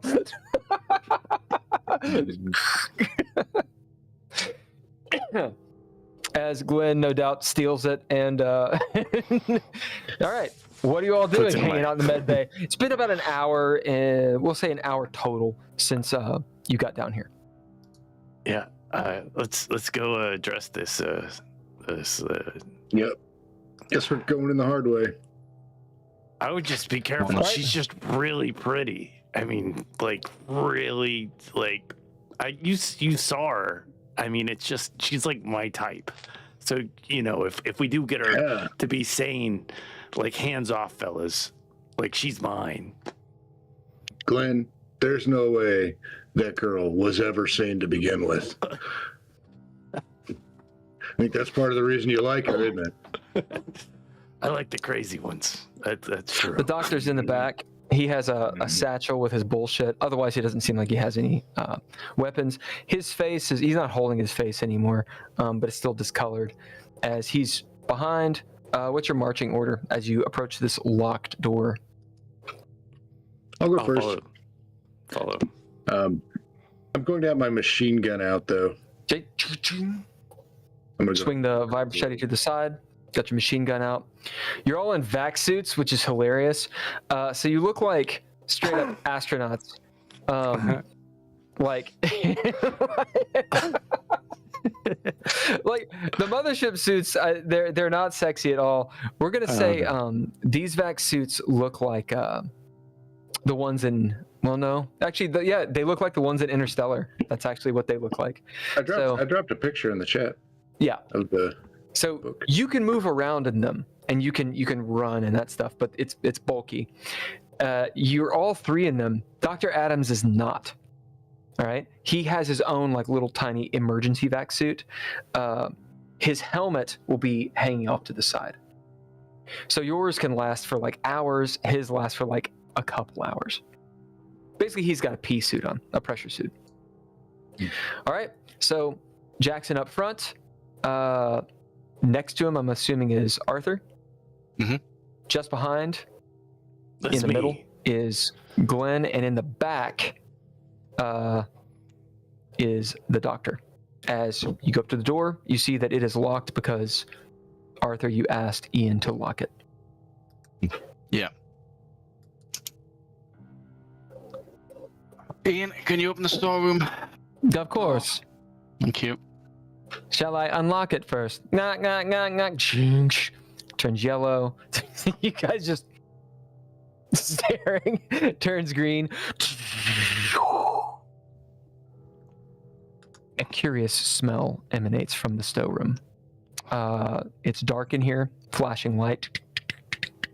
You see where the rows of storage units were, or I should say storage, what are they called? Crates were, and they were lashed to pretty much all the walls and the ceiling and such.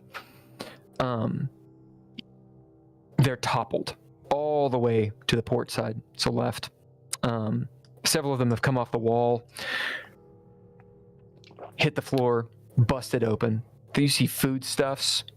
It's been here for a few hours at this point, so it's not rotten, but it just smells like. It smells like when you go into a deep freeze and there's just a bunch of food in there. Beyond that, there's a chemical smell. Who knows what they've kept in the storage? We'll say a little bit of petroleum smell in here as well. It sort of wafts in the room. You can tell too that as the power is down in there or fluctuating, the ventilation is not on. Before, when you were in there, you heard that sort of like woo woo woo woo woo woo woo woo. When you were trying to vent it of the smoke smell, that is not going. So big ass room. As you poke your head in, imagine old school library where all of the book cabinets have toppled to the side, and it's a mess. Mountain of bullshit. Several of them are maintained their integrity and were closed. Many of them are busted open. Looks like a couple of them hit the wall. And you see at the far end, so adjacent of you, diagonal of you, that door back there, it's ajar.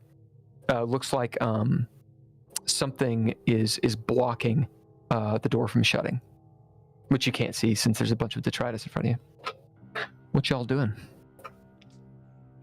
Hey guys, I think we left the those 3 sacrifices over there. So let's see if we can find those first, and just make sure the contents are neutralized. Sound good? Yeah, sure. Cool. Ian, can you get some lights on in here for us? The lights are on. These are like flashing. Yeah, I'll see if I can. I mean, I'm afraid to. It's like the engineer can't even fucking turn on a fucking light bulb. For me today, I'll take a look at that and see if I can get it to if I can fix that. Whatever it is that's not working. You want to call that kid down here? He's like a computer scientist or something. We can have him do this shit for us. Well, he's doing something. I can't remember what, but I feel like we had him doing something for us, keeping an eye on, and I bet he's sleeping. I'm pretty sure he's looking at his phone. Hey, Ian? Yes. Where'd that computer engineer kid go? Do you mean Elliot? Yeah, him. He is having a verbal altercation with Roger.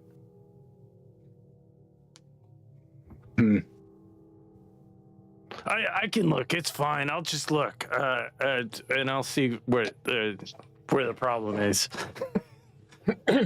All right. So, how do you do that? How do you do that in this room? Well, I'm gonna go. I remember there's a terminal in here, so I'm gonna go to the terminal. Yep. On that wall, it's the closest wall to your left. This is where you tried to do the fire suppression system. Yeah, and I failed at that. No, you didn't. You got it. It just was late. Yeah. As you walk up to it, as you kind of like punch it on, as it turns on, you'll see him just punch the wall. Otherwise, completely calm. And what are you two? Are you guys waiting on him to do this, or are you doing something else? Yeah, Jackson. Jackson will probably go toward the where the area was where the 3. You go around there. You got your headlamp on, so you can actually see. Arthur, are you following? Are you staying by the door with Adams, or are you going with somewhere else? I sit in a position where I keep an eye on Jackson and... Yep. So you're at the door. Adams is next to you. As he kind of turns to you, Hey, so why'd you guys get on the boat in the first place? Which boat? On this one. I thought you wanted to be like part of the crew, and you know. Well, yeah, everything was working out pretty well until people were killing everyone, and there was strange orgies going on. You know, kind of. I mean, what's the problem with an Made it- orgy? Like, you know, I mean, you gotta be sex positive about things.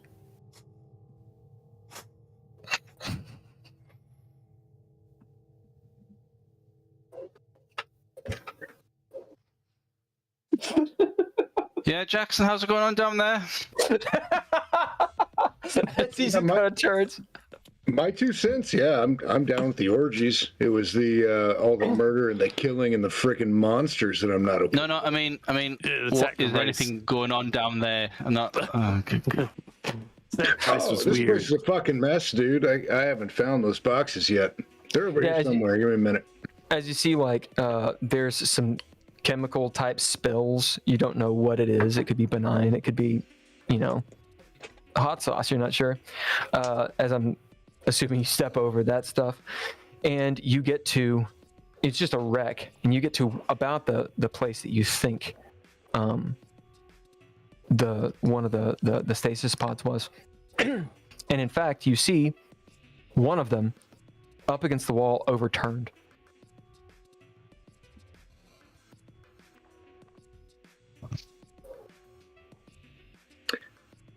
Is there blood around it? There's chemical stuff around it. Give me a second. Tell me high or low. Low. There is no blood around it. Okay. So I'm going to go up to check the little screen. Well, I'll let everybody know. All right, I found one of them. It's open. It's empty. Checking contents. As you start looking on the screen, meanwhile, Glenn, go ahead and make your roll as you are attempting to get the diagnostics of the system. You will get advantage on this roll, as nice. it's not hard to do in here, and you've also messed with this terminal before. Well, I rolled Actually, a 3, tried to hack it before. so I feel like I got it. Yeah, roll it again, just see if you crit. I rolled a 50 on the second time. Okay. As you'd left yourself logged into it, Mm-hmm. and you can figure out what's going on in here. Mhm. When the thrust happened and these crates hit the wall, they damaged the systems. So you have to reroute power basically, and you can gain basically floodlights. Yeah. As you do that, This should help. Yeah. Yep.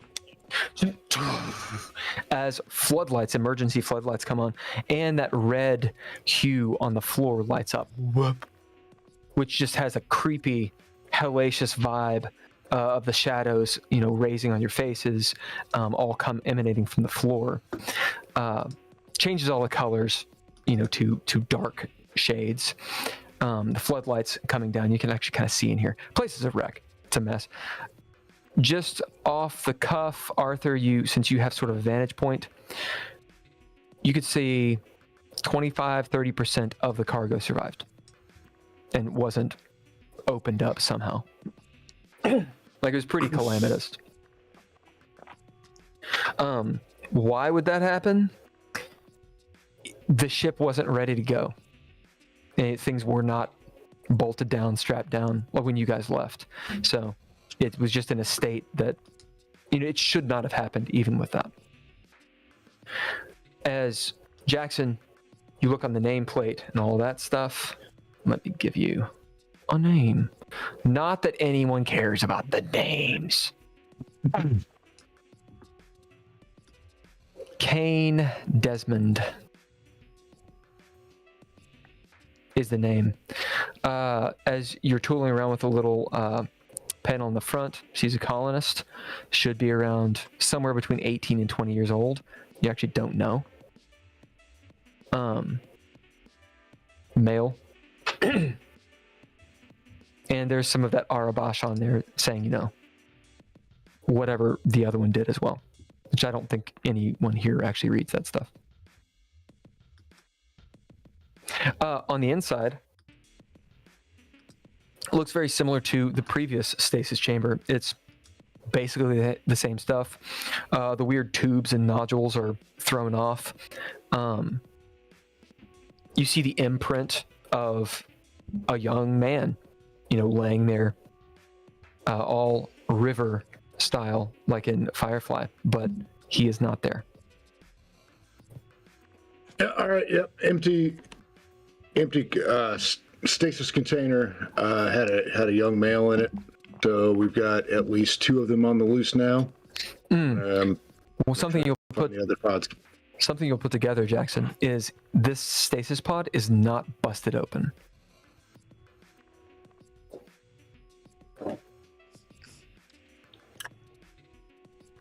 But it is open. Oh, like somebody opened. Looks like they're probably working together too. At least they're working with somebody. Could have been the doc for all I know, but it was open from the outside. You see the doctor. It wasn't me. As he kind of turns over and looks, he's talking to you, Arthur. I mean, your buddy. He doesn't call you Glenn. What is it, Spicer? I mean, Spicer over there. He's the one who opened the other one.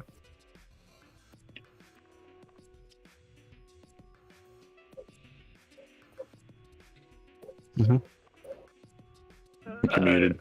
Yeah, no, I don't know what you're talking about. This was open when I got here. You did. You did though. You opened the other one. You didn't tell anybody. This was all. I mean, this you look. I don't know what you're talking about. Did you open this one? No, I didn't open. You're looking for cute girls. That's all you were looking for. I wasn't looking for a bride. Right, anyway, yeah, shut up, you two. Right. I might actually walk away from these two, just towards Jackson, and start. The 2 Marines are over there, like, oh my god. Yeah. And look for the name. Was the little girl called Adriana? Jessamine. No, the little girl. No, the other one, Andrea. Andrea. Yeah. Look for where she came from, because I'm presuming her name will be on one of these. Indeed. I'll look for that. You look around.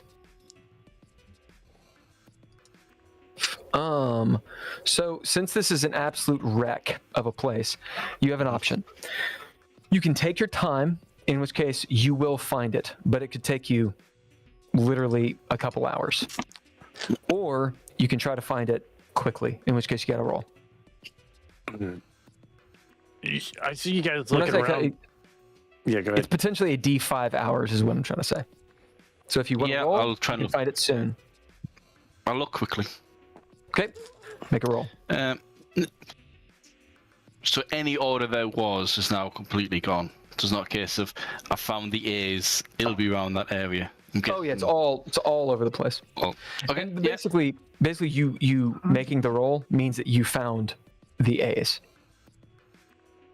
Got you. Or you found her last name or whatever the fuck it is. No problem.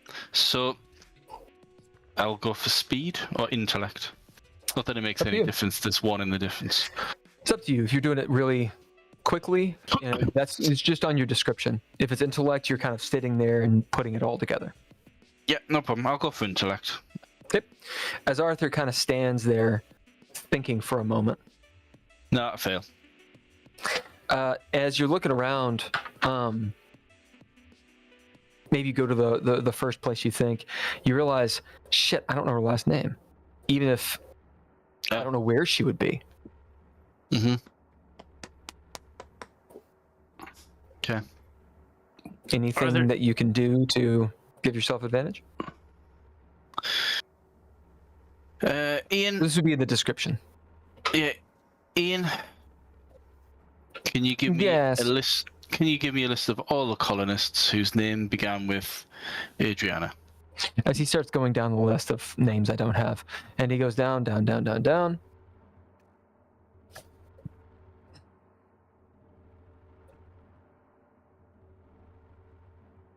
Or Andrea is her name. Yeah, sorry, Andrea. As he gets down to Andrea Labatt. Okay, brilliant. Also, are these units different sizes for different people? In the storeroom, there are no people on the manifest. They Yeah. would be in cryo. Yeah, but if the occupant of one of these cryos was smaller than other occupants, No, would they all be the same size? of course. Yeah. There would be no reason to make a tailored cryopod. Okay, well, thought I'd try. However, Right, if they're in stasis, then yes, there would be every reason to make a tailored stasis pod. yes, there would be in stasis. Then yes. Right, okay, I'll look for that surname and look for smaller pods. All right, as you look around, you will get advantage on the roll. Woohoo! Right, I shall roll again. We had seen those pods before because we initially separated them with Yep. all the animals, and You're we right. just decided not to take them. And as maybe Jackson, if you mentioned that, you realize it was a smaller pod. 53 or...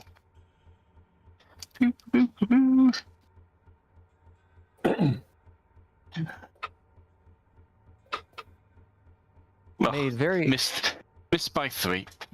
as you're looking around, and you remember, it's just if you fail, it's not that you don't do it. It's just the situation gets worse. Yeah, I'll have failed by 3. As you wouldn't have seen it if the lights were not on. As you have to maybe begrudgingly, Arthur, whether you show it or not, realize that Glenn did a good job. As you sort of crawl Steady over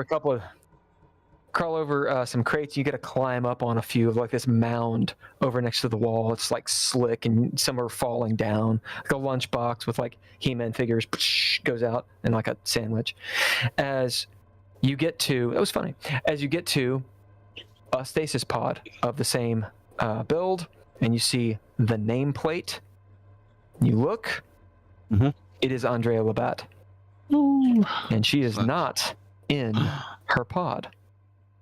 Strange that. Right, okay. Can I check if there's any indication on the pod of how it was opened? Was it forced open? This one, as you're sort of looking around, it doesn't look like it was slammed against the wall and maybe damaged, but that's not what opened it. Oh. What did? Someone entered the code and it opened. Is there any blood on the card or anything like that? Tell me higher or low. Low. Yeah, there is some bloody handprint on it. Okay. You did fail this, so... But I want you to get information. As you're looking in there, in the actual stasis pod and whatnot, and you see, the nameplate and all these things. Notice a couple things. One, there's pretty much nothing inside, right? So other than like the tubes and the nodules and whatnot, you see that there's a residue in here, sweat probably, from a human being in stasis. But as you're about to, turn around and say whatever you're going to say, you notice something else, and that is the readout on the panel is red. As you kind of take a second look at it and see that it says stasis failed, deceased.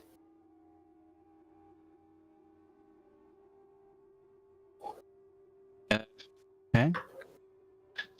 Jackson? I get stress. Right. Yeah, what's up, Gunny? Quick, over here, quiet. Shh. Yeah. Right. I'm pretty sure this is the cryopod that young girl came out of. And then I'll step back and I will point out the red panel. Did she look dead to you? No. She just looked like she had cryo sick. Oh God. Is there any special indication on this? Because in my head, I'm now thinking the red-headed girl's not the only one who's been experimented on to become, immortal. Is there any sort of indication on here, like an asterisk or a special code or whatever, that stands out from the next one and the next one and the next one? You see some Arabash written across it. And is that Arabash on anything else? Any others? Because I'm now going to step back and have a look. It is on other ones. And if you remember, like, some of the way that they detailed specific pieces of stow, so the animals had Arabash on them. And these do as well. Hey, Ian, can you translate this for me? Yes. No, I'll read it out to him. It says, yes. Those are coordinates coordinates to the AO system, secondary moon, and Tenebus. It is where the Alia Lumo research facilities are. So that's a different cargo destination than where the ship was headed in the first place, right? Yes. The colony is on Eos B. Mm-hmm. Ian? Yes. Thank you. There is another factor. Go on. There has been some disruption in the cryo chamber below the mess hall, the crew cryo chamber. I am seeing on the cameras a disruption. Can you bring that up on the terminal in here for us? Yes, as you see, Glenn, the terminal sort of like slides to the side, and the window opens up. Boop. There's a couple cameras. One is, or two of them are the stacks of cold storage, and you see some of the cryopods like dangling, ding, ding, ding, ding, ding, ding, almost like chimes. And you see, it's dark in there, of course, and you know that blue light, and there's someone climbing up the ladder as it flips to the crew cryo, as in the place where the little girl was put, and you see her cryopod is busted open. I'm gonna message. I'm gonna tell As she's now Jackson, you see her and come by the camera, and you see it's her going north. Jackson. I think they opened up that girl out of that cryopod. I'm gonna message Ivy Dukes and what is his name? Whoever was supposed to be watching. Roger's up there. Roger and Elliot are in an argument. An open call. I don't know if you guys are paying any attention, but I think fuck you, okay? It was my Snickers bar. Listen, dude. Yeah. And they're arguing. I think that the monster or the woman is coming your way. You might want to barricade yourselves in. What? She's in the cryo chamber. I would run away or lock yourselves away. You hear Ivy come on. What the fuck are you talking about? She's coming after up there. She? Who the fuck is she? She's the one that was Little blonde hungry, I think. Little blonde girl? Who the fuck is the little blonde girl? None a of this dead stuff fucking monster. None Ah, of this Christ. stuff is important. It's a monster. Christ. And- So this is an NPC scene, but I'm going to have you guys roll. So Glenn, you're going to, since you're instructing them, you're going to get to roll for Elliot. We'll say Arthur, you get to roll for Roger, and I know. I love it. Love it. And Miller, will you roll for Ivy? So pretty much they're each going to be doing their own thing. I won't go into too much detail. We'll just see how well they do. And Ivy has the best rolls. Right. So, yep. We'll say, what does Ivy get? 52. 52. Let's see, is that enough? 6 plus 15. She has a 53. Dang. Okay. Elliot. So Elliot. Arthur, roll. Oh, that I thought I rolled Oh, for I'm sorry. Elliot. He's Roger. You're right. Elliot. So Glenn. I What'd you get for rolled a 007. I roll good for other people. Nice. Well, I mean, he's gonna pass that in spades. And then what about Roger? Roger. Got 50. 50. Roger. Poor Roger. Go, Roger. He's so good. He tried real hard. He tried really hard. You did. Bless his heart. You say 50? Yeah, 50. Oh man, he's close, kinda. Let's see, 15. Yeah, he fails it by like 7. Right. As you all don't see what happens up there, but you hear it. There's running around Benny Hill style.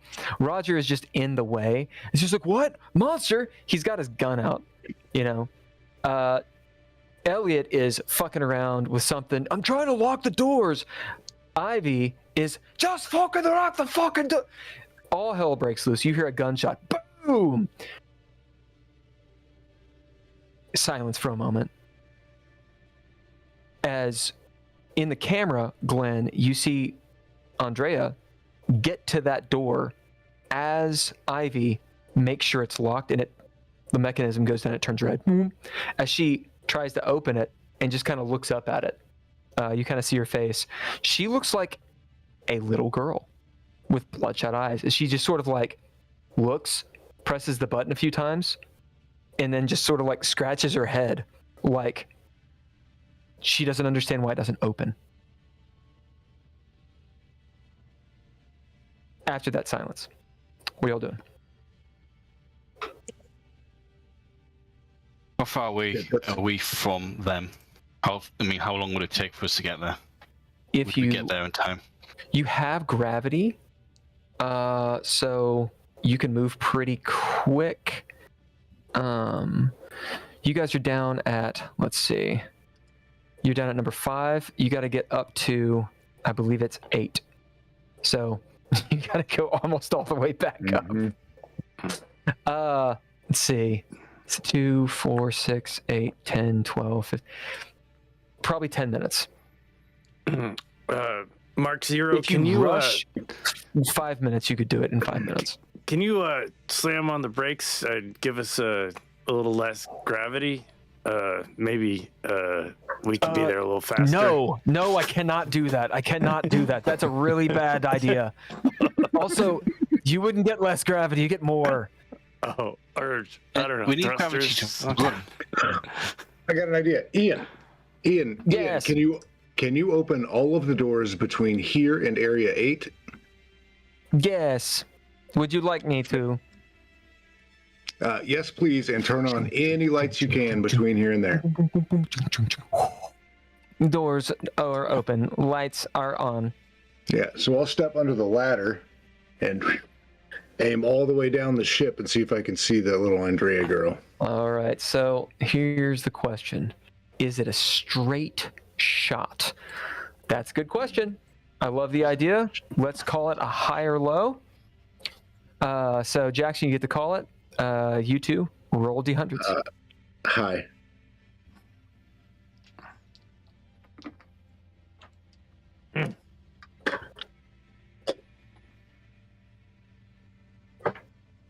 No, 25 for me. I got 8. And he rolled high. All right. As you look, and there are some turns, or not turns, there are some, it's not completely unobscured. So there's some cover involved. But at the very end, a good distance away, you see that blue light, and you think you can see. Do you have a scope on this? It's the machine gun that I stole from one of the guards. Okay, it will not have a scope. But you look down the sights, and it's pretty far. Let's see what the distance would be. Give me a second. Distance. Yes. Yes, distance. So this is going to be considered probably extreme range. Okay. Is there not one behind that? Let's see, long is far enough away they can take an entire round or longer to get to. Yeah, it's well beyond a long range, so it is an extreme range. Yeah. You gonna take a shot? Yeah, we're not. With the machine gun! I've got a vac suit on.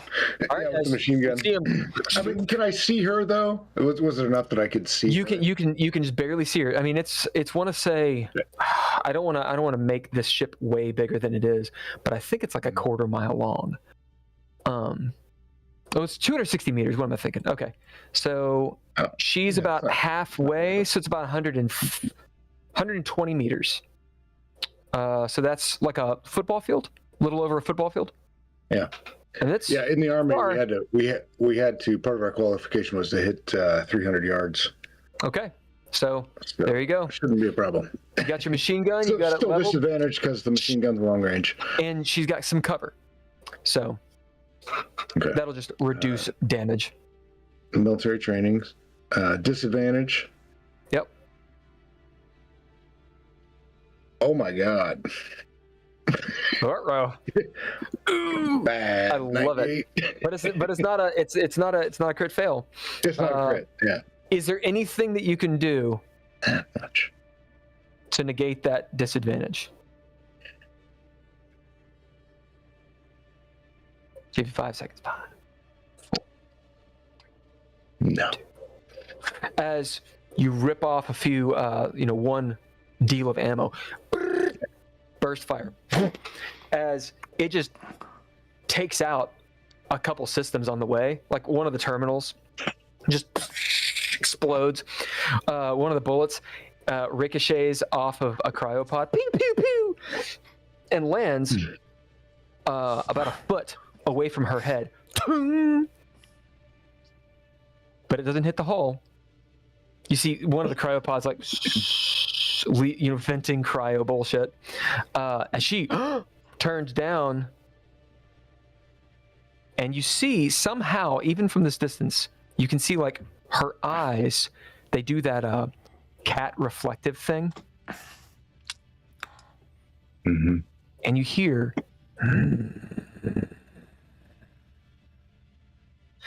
as she lets go.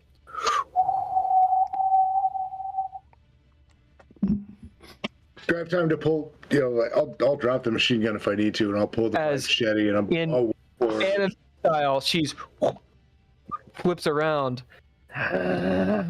She's coming straight at you.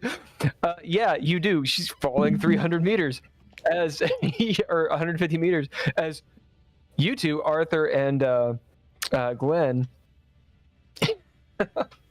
you see just Jackson's reaction as he's like, he drops his fucking machine gun, whipping out the goddamn vibe shotty. What are you two doing? Getting the rifle ready. Yeah, he's like standing next to the door. He's like, you totally shot next to me. What were you doing? Oh, my ears. No. You were here. Oh, you. That's right. You were shot. You were right next to him. He's like, my ears. Yeah, He sort of moves out of the way. Doc, is there any kind of special thing we need to do with this syringe, or just stick them with the pointy end? So this is what you're saying is she's falling at, almost terminal velocity this way. I mean, I'm gonna pull out the syringe. I don't know. As you break out the syringe, you're next to the terminal. Arthur, what are you doing? You got your pulse rifle ready? Yeah. Are you lining up? Yeah, I'm going to try and get behind something, but while I'm doing that, push the doctor and Glenn out of the way, because once she lands, and it's not going to kill her, she's going to get back up and then move. We need to do some sort of suppression fire on her. So Arthur, are you at the door? Syringe. Or you push them away outside of the door? Because Glenn wasn't at the door. Yeah, okay. The doctor was. As you pull the doctor back, and you're back in the room with them behind some crates and shit. Glenn, you're sitting there next to Arthur with a syringe, right? Or are you at the door?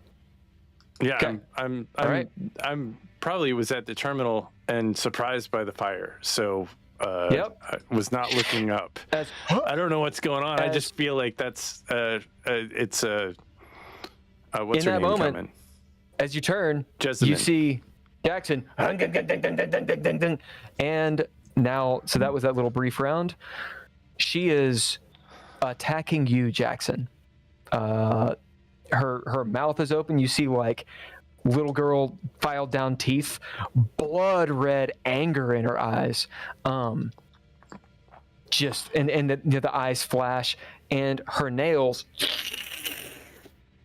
grow big and nasty. She doesn't look insane. She looks pissed. And she's coming down at you. What do? Jackson. Oh, I will, I'll raise the 5 machete. Try to fucking skewer her as she's... Do it. Roll thy combat. She is this little girl. She's wayfish, so she just moves like perfectly through this. Through the corridor that you shot through, down the length of the ship, outside shot of the ship, like burning around a fucking planet. As make your roll. Fucking 83, dude. Oh no! As you whip by, as she plummeting at 0.8 gravity, so not as fast as it could be, but she's not stopping at you. She reps by you as you just barely clip her. So go ahead and roll damage since she's falling at you and you have your vibe shady out in front of you. She's just not going to take as much damage. As she, with a big 16. claw, 16, as with a big claw, takes a chunk out of you. We'll see how much damage she does. Gesundheit. That poor vac suit. You just got that vac suit. It's done. It's brand new. It's just... When she hits you, it is like the strength of 3 grown men. She is extremely strong. As she just doosh. All right, let's roll some damage. Arthur, will you roll me 2d10? And Glenn, will you roll me 1d10? So she deals 3d10. You gave her a 16? Yeah, 14 from the 2d10. That's an 8. Oh, you said, 1d. Yeah. 1d10. Yeah, so 22. Chong! Yeah. Okay. That's a cherub. All right, and you did 16. We're going to say she's fallen a lot. She's going to take all that 16 damage. As you rake up the side of her with that vibe shady. She actually yelps. Whoa! Fucking takes a chunk out of you. Do you take any wounds? I do. All right. Let us roll on the wound table. So this will be bleeding. So roll a d10. 6. I don't think that's... One of your hands +3. is basically the hand that was not holding on chunked off. You hear Dr. Adams, I can fix that. You can fix anything, Doc. No! +4 bleed. as Yeah, that's blood just goes out. As Jackson, you've been wounded before. Maybe this bad. They can reattach shit, but you're like, oh fuck! Immediate shock as she slams behind you into the wall. Dong!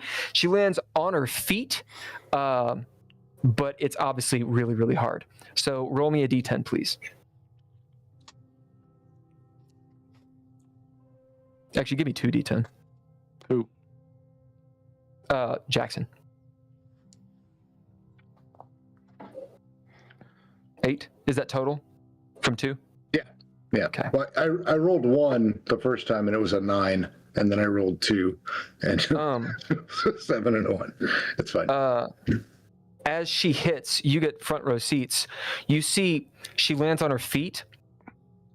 Her femurs, both of them, bust out of her legs, and she goes down to her knees, and then her head just wham slams on the ground as she just fell, 300 yards. Boom! And she's there. As she starts, you see her sinew starting to rebuild, like in real time, like all the ligaments are getting back on the bones and fixing themselves, and she's riding her shit. Fucking mean mugging you, dude. What are the rest of you doing? As soon as she takes a hit out of Jackson, I'm going to turn to My hand. I'm going to turn to Glenn and say, keep behind me. When you get a chance, hit it with the syringe, and then I'm going to quickly move forward and try and get into as point blank range as possible with the rifle. Easy to do. And get just mow her down. Okay. As you, Jackson, you see, looking at your hand for a moment in shock, just blurg as you're trying to hold on to it. You see at the corner of your sight, Arthur run in front, put his fucking pulse rifle in her face, and let her rip. Roll thy combat, sir. Yep. Do I get advantage?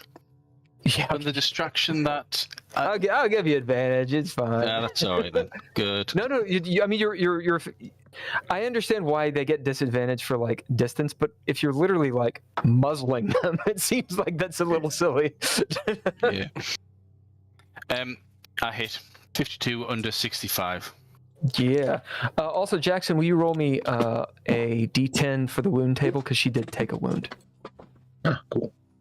Come on, 10. How much damage you do, sir? 20. 8. Jesus.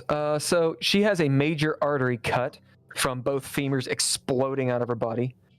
As you just see blood spilling out all over the place.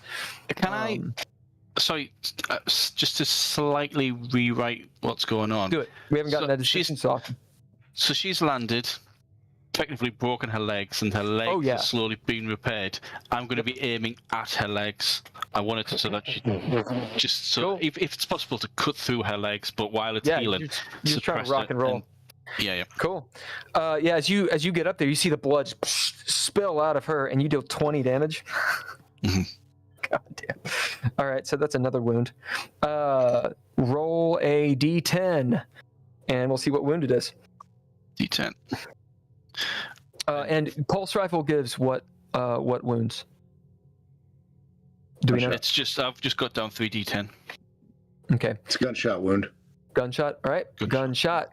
Right. D10.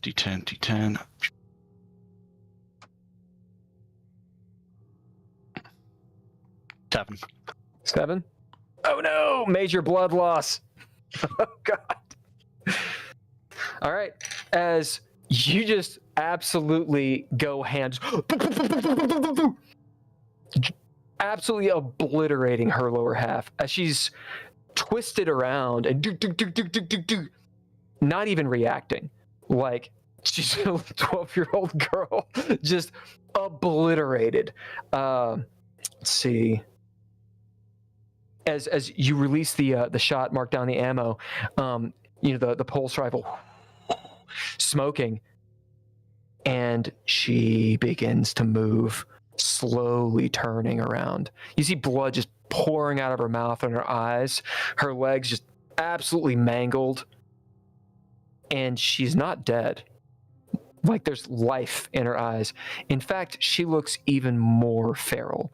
As you see her teeth begin to grow into fangs, and she becomes more and more and more horrific as she like pulls herself together, like the legs just like coming off and shit. This is pretty rough. Y'all can make fear saves. No, wait. Just fear.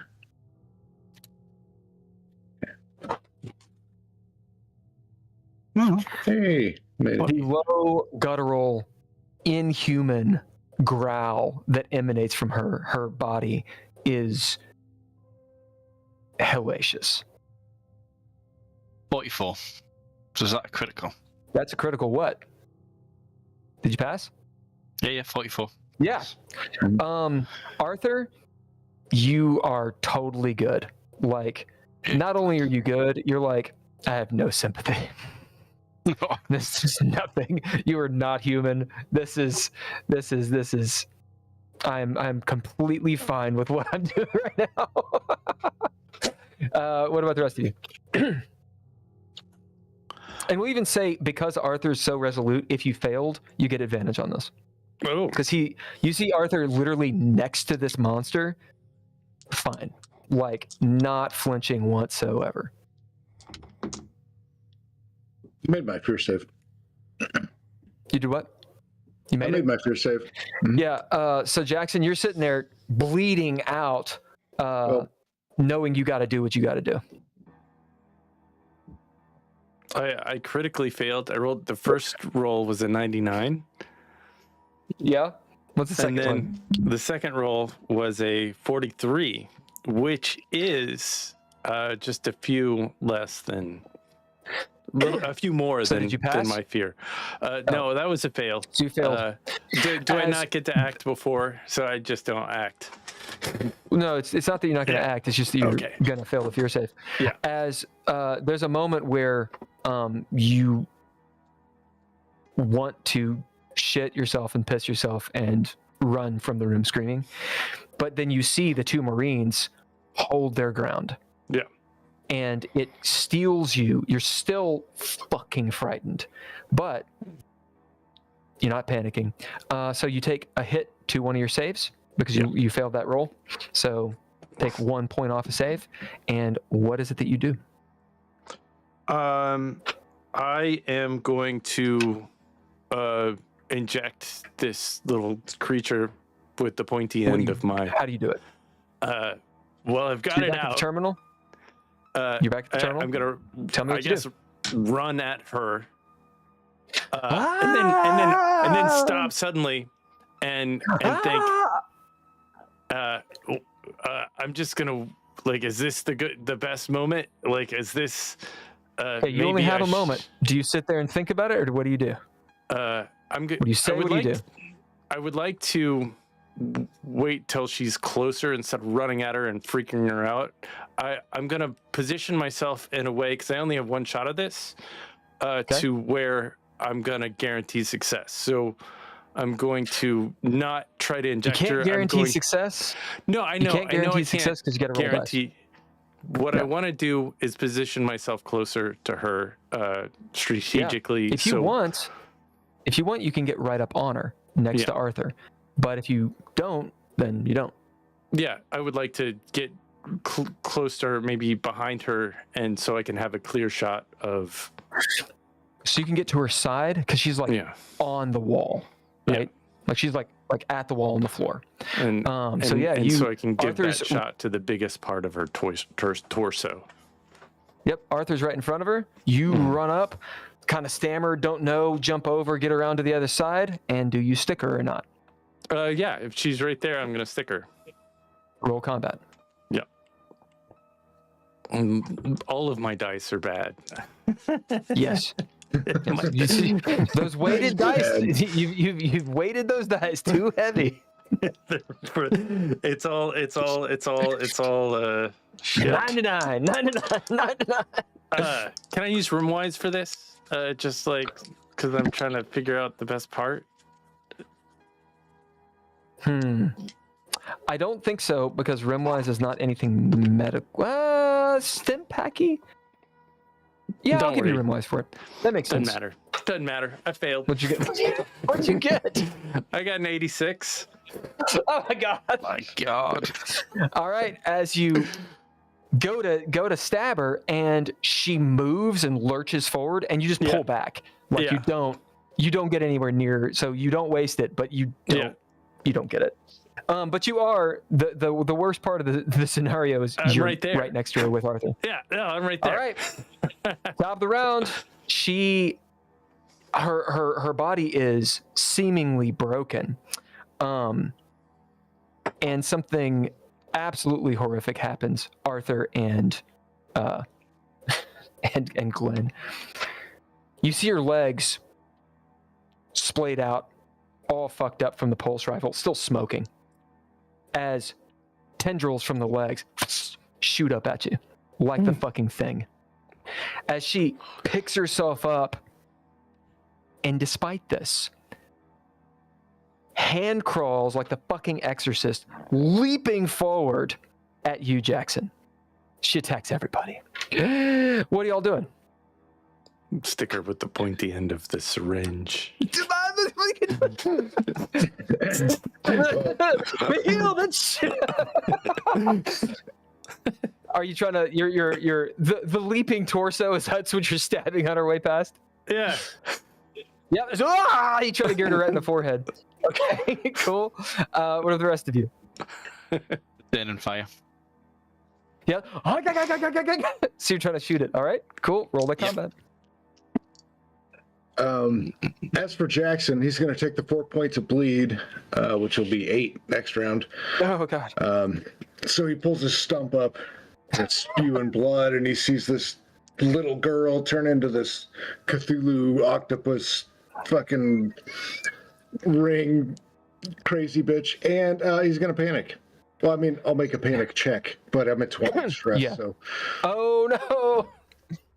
Roll thy shit. Mom, I got 6, so I am frightened. I gain a new condition. When encountering what frightened me, I have to make a fear save or gain a D5 stress. Oh my god. You Oh no. Y'all want to read it? Oh, This that's is the good. app. The app is really great. It just wrote for you. So Okay, and you're a Marine that just panicked. So I did. Correct. That means Everybody panicked. everybody else. Not everybody panics. Everybody has to make Fear a save. fear save. Yep. Yeah. So both of you roll fear saves as you see Jackson. Oh! Jackson, how do you react since you're panicking? Hold on. What was my...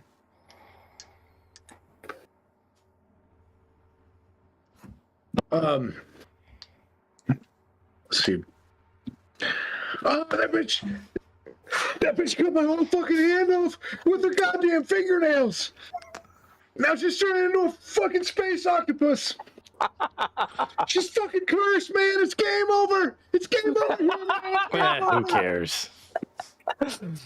What'd you guys get on your fear saves? 17. Nice. failed. Arthur, you were solid. Oh yeah, Arthur, you have advantage towards fear saves for like the next several hours. You're good. You fail. Oh yeah. I rolled an It's like, 82. Take another hit. Take Yeah. another hit to your saves. As what'd you roll on your combats? Oh, me. I got an 18. Roll damage. Roll damage well. 2, 3. As Come on. as are you pulse rifling her torso or the things that are attacking you? I want to try and cut it in half, so maintain. I got 7 damage. Okay, and you're attacking. I need to know: are you attacking the leg portion that's attacking you, or are you attacking her torso? Attacking the legs. Okay, as you blow them to hell, and you will take no damage. You said 8. I did 7 damage. You did 7 damage. Out of 3d10. she has so many hit points. All right. 2, 5. All right. And okay, as you blow those like that, those legs just go to shit. And what did you roll, Glenn? Oh, to attack? Fuck To me. stab? Stabby. Well, that dice went away, so I'm gonna just roll Dice again. is gone. Fuck that dice. You don't need that dice. Oh, hell, it's close to a success. What is it? I missed it by 2. As you will stick her, and it sticks into her forehead, but you lose your grip as you fear. You're like, "Ah!" and you don't press the button. it's like stuck. Like doing, and she's leaping at Jackson, who's like, ah! Like fucking freaking out. Jackson, you trying to get out of the way, or are you just standing there letting it happen? Yeah, I think he's staring at his stump, right? 'Cause he's trying to squeeze it off, but it's still like arterial bleeding, squirting out. And he's like, "Ah!" As she leaps at you, latches on, bites you in the neck, and sucks your fucking blood. You hear that sound. We'll see how much blood she drains from you. That's a good fight. I forgot about Dr. He was like in the back of the room. Like, ah! Right. So, Arthur will roll me a d10. 9. She sucks 9 blood. Take 9 damage. How you feeling, buddy? Not another wound yet.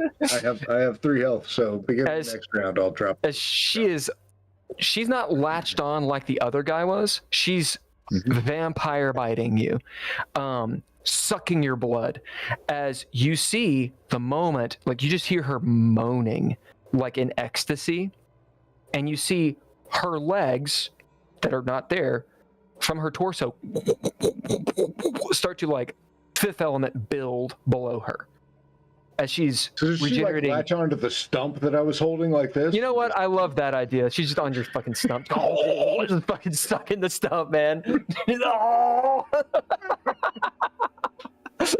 As you're like, yeah, I love that.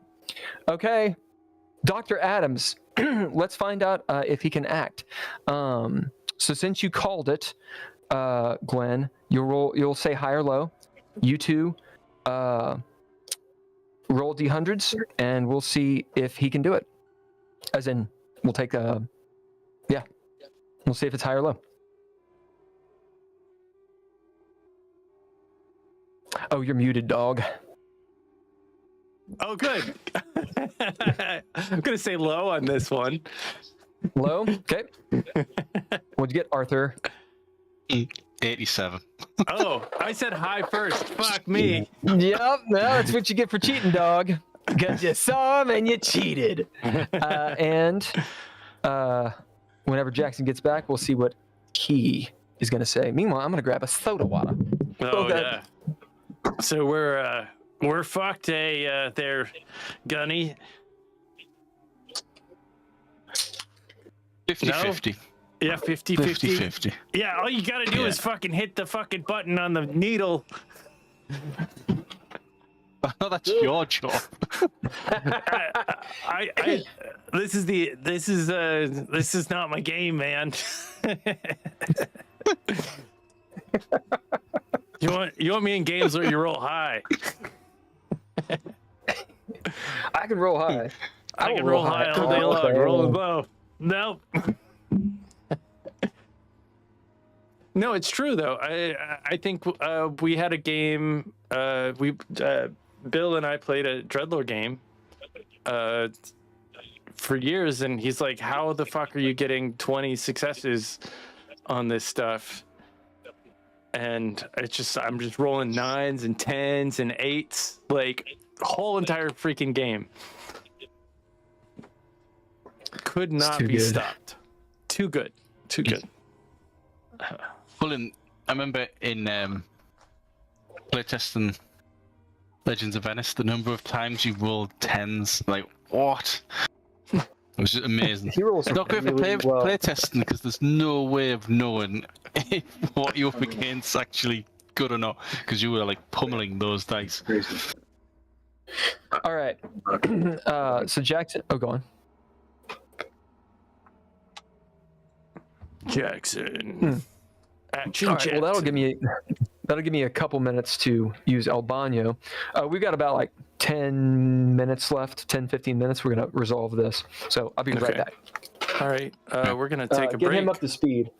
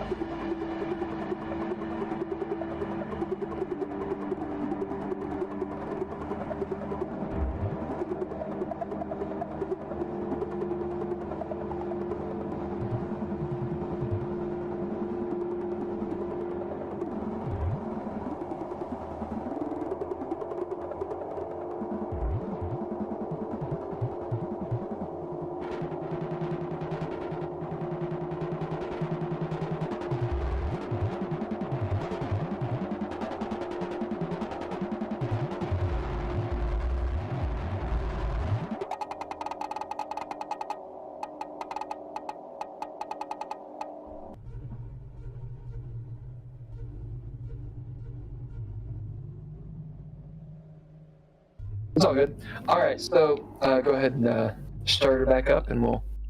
Oh, we're up. We're back. Oh, we're baby. up. Yeah, we're. Oh. All right, so this is a high or low. We already failed it once. We got advantage though. So Jackson, make a D100. D100. Yep. 56. Ooh. Well, Ken initially said hi, but he was muted. Thought that John said, with his affect, that he had rolled low. He changed it to low. Yeah, I should have stuck with high. Should have stuck with your guns, man. As Dr. Adams, you turn and look, and he's not in the room. He's we'll see. Well, since you did get to roll and noticed him, Glenn, you look around for Dr. Adams, maybe even shouting for him to do something, as you see him going further south. So that door to the reactor and such, and in the other pods that was ajar, you see his shadow as he moves to that door and just hightails it south. I'm just Why gonna is he say, going south? I think Dr. Adams just fucking peaced out, guys. This is us. As maybe the terror of who opened those pods. Mm-hmm. All right. So that's Adams. So it's the top of the round. She is sucking your blood. Inject her face, Jackson, man. That's her deal. You notice that she's got her hands on you, grappling, but she's not Not actually, you probably don't notice or not, but she is not dealing you like your body damage. Like she's not ripping you up like the other dude was doing. She's latched on, but she's sucking your blood. All right. What are you doing, and what are you two doing? Well, first of all, at the top of the round, I take the bleed. I had bleed plus 4, right? And this is the second round, so I take 8 points of bleed damage, which gives me another wound. Oh! So let me go ahead and roll that. So you've taken 8 total from that, right? Does it double each round? No, that'd be 12. Yeah, it's cumulative. Oh, so it's 5, 10, 15, 20, 25, that kind of thing? Yep. Really? I thought it was just every round you take 4, every time you take 5. Double. No. Oh, Lord, that's cumulative. Wow. I must have misread that. That is brutal. And I rolled 5, so if it's bleeding, then Let's see. that's another plus 3. So that'll be... Yeah, your fingers and toes are already gone. Or sorry, your fingers on that hand are already 19 gone. points next round. Ow. So that's Really? just that's just death. Yeah. Yeah. As she's sucking the blood just from your stump. Yeah. What are you doing? Meanwhile, all that blood's coming, like rushing from your stump into her mouth. Like her legs are like actually like almost to the point where she can like put weight on them. Just Wow. extremely fast. Yeah. So Jackson, as he starts to like go black, and not have enough energy in his body to hold himself up, while this little girl's head is sucking on his stump, he's going to reach up and try to just push the button on that syringe thing. All right, you're gonna get advantage, but this is gonna be a combat roll. As I'm gonna make it a roll because you're blacking out. So rock and roll. Military training. Yeah. Yep. Son of a bitch. Look at this. 73. Roll 73 and 95. As you're like slapping her face, she's just batting your hand away. She's going down. All right, so she's gonna try and suck your blood. What are you two doing? Hopefully, I'm gonna hit stopping that her from button. doing that. I'm gonna hit that fucking button, man. As you run up, hit combat. And while I'm running up, can I yell, Dr. Adams, we got her! We got her! Yes, you I'm can. just gonna fucking lie to her. Yeah. Come back! Oh, I succeeded! What'd you get? A 28. As you hit the button, as she gets like you see the blood vessels in her face, both of you, just turn blue. Her eyes, it's blue. Yeah, it actually turns blue, and her eyes turn blue. The bloodshot goes down. Her eyes dilate, and she just pops off the stump. Yep. Jackson, roll me high or low. Actually, no. I'm gonna have you call it. Choose who you want to roll. I want you to roll. You want me to roll? Yeah. All right. Hi. I'm rolling the D6. The D6 of justice. That is a 5. As pulling your stump out, her sucking on it and such, this round it's not going to bleed. She's sucked out that blood, and it's got to like get from your body. You feel like it like warming up down the arm, and your arm is just numb and cold. So you're not taking bleeding this turn. Not trying to save you. I'm just trying to say. Makes sense. It's okay. All right. As she falls to the ground. What are you doing, Arthur? Keep him shooting. Give her the good news. All right. Roll combat. You will absolutely hit. It's just, do you hit anyone else? Do you put a hole in the wall? What are you doing? Oh, 22. Yeah. Okay. Roll damage. Is that a critical? Yeah. So is that just maximum damage? I don't think so. Oh, okay. I think we just did. We double it last time? Is that what we did? Like you rolled twice? What did you guys do, Miller? Yeah, that's what I do. I'll double it, and then I'll make some other fortunate thing. Yeah, happen. yeah. It needs to be in your favor. So yeah, just roll twice and you get a bunch of dice. 34. So I rolled 17, doubling it to 34. Yeah, as you just absolutely decimate her. Like, we'll say that it takes 2 deals of your ammo. Go on. What I want to do is press the advantage and push head down with the blows of the rifle shots, and me putting a foot on her to push her away from Jackson. Get her pinned so that the syringe can be. Well, he's already put the. She's already been through it. But this is like me from the beginning. This was my plan, see. even though it's already happened. This is what I'm doing. She's just blasted away. You got your foot on her. As her her head's gone. Her body is absolutely T-1000 all over the place. Inert. Keep shooting. Utterly. As you run out of ammo. All right. Top of the round. So, does anyone help Jackson? Oh yeah, That's the question. I'm gonna try to. I guess I'm gonna grab his gun. Was he using a gun? He's using a vibe shetty. Yeah, vibe shetty. Well, I mean, I presume the vibe shetty's still hot. I'm gonna try and cauterize his wound at his stump. I mean, I don't know. I'm no doctor, but you know. Go for it. Yeah, why not, right? Isn't So he goes over. Right on it. Yeah. All right, roll thy intellect. Just to stop the bleeding, the way I did before. Oh shit! Here, I lost my dice, so I'm gonna. All right, well look at that. What'd you get? So I got a 28. So that's a very much a success.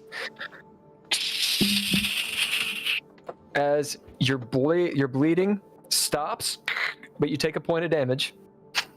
Just one? Yeah. Okay.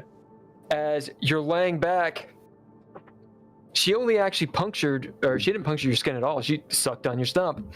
So that's all you got.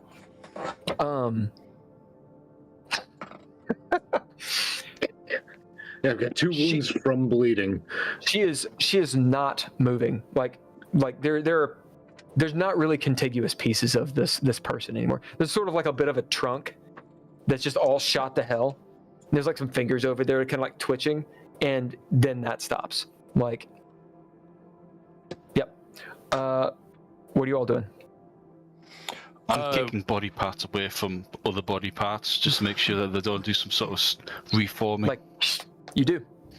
I'm yelling, Dr. Adams, we got her, man. We got a man down. We need help in the med bay, and I'm gonna start like dragging Jackson that way. Jackson that way. All right, and that is where we're going to end today. Very, very good. Yep. Okay, everyone will get 5 XP toward your skills.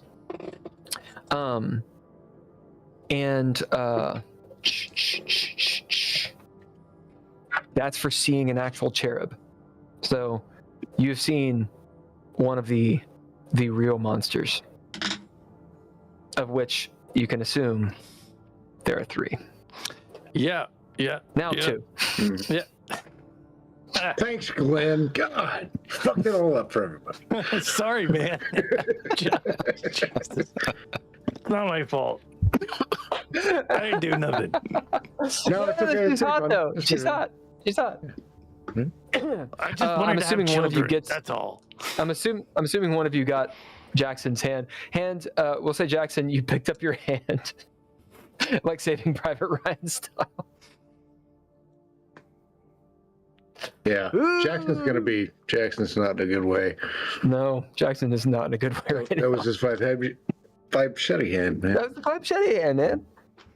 All right, guys, I got to bounce because I'm going to go teach some English. Thank you guys for rocking and rolling. Next week, we're going to take a break, but we might be doing something if Ken wants to run.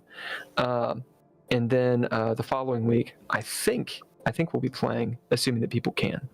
Yep. Okay. Yeah, We'll discuss that in the chat. a Krampus holiday special, something with lots of. Yeah, if I can show up, I will, for sure. But I'm gonna be dog sitting, so I'm not sure if I'm gonna be able to. Yeah. That's Ken, up to did you have an idea to run that game, or were you asking others to run it? Well, I could run it, or somebody else could run it. It's up to you. I got some ideas. I might have a player or two. Okay, cool. Maybe not. Holker would probably play. Yeah. I bet Holker would play that. I mean, we're going to play later because I believe that John can't make it necessarily. So, Well, to be fair, Ken, if you're running, I might actually there it is. make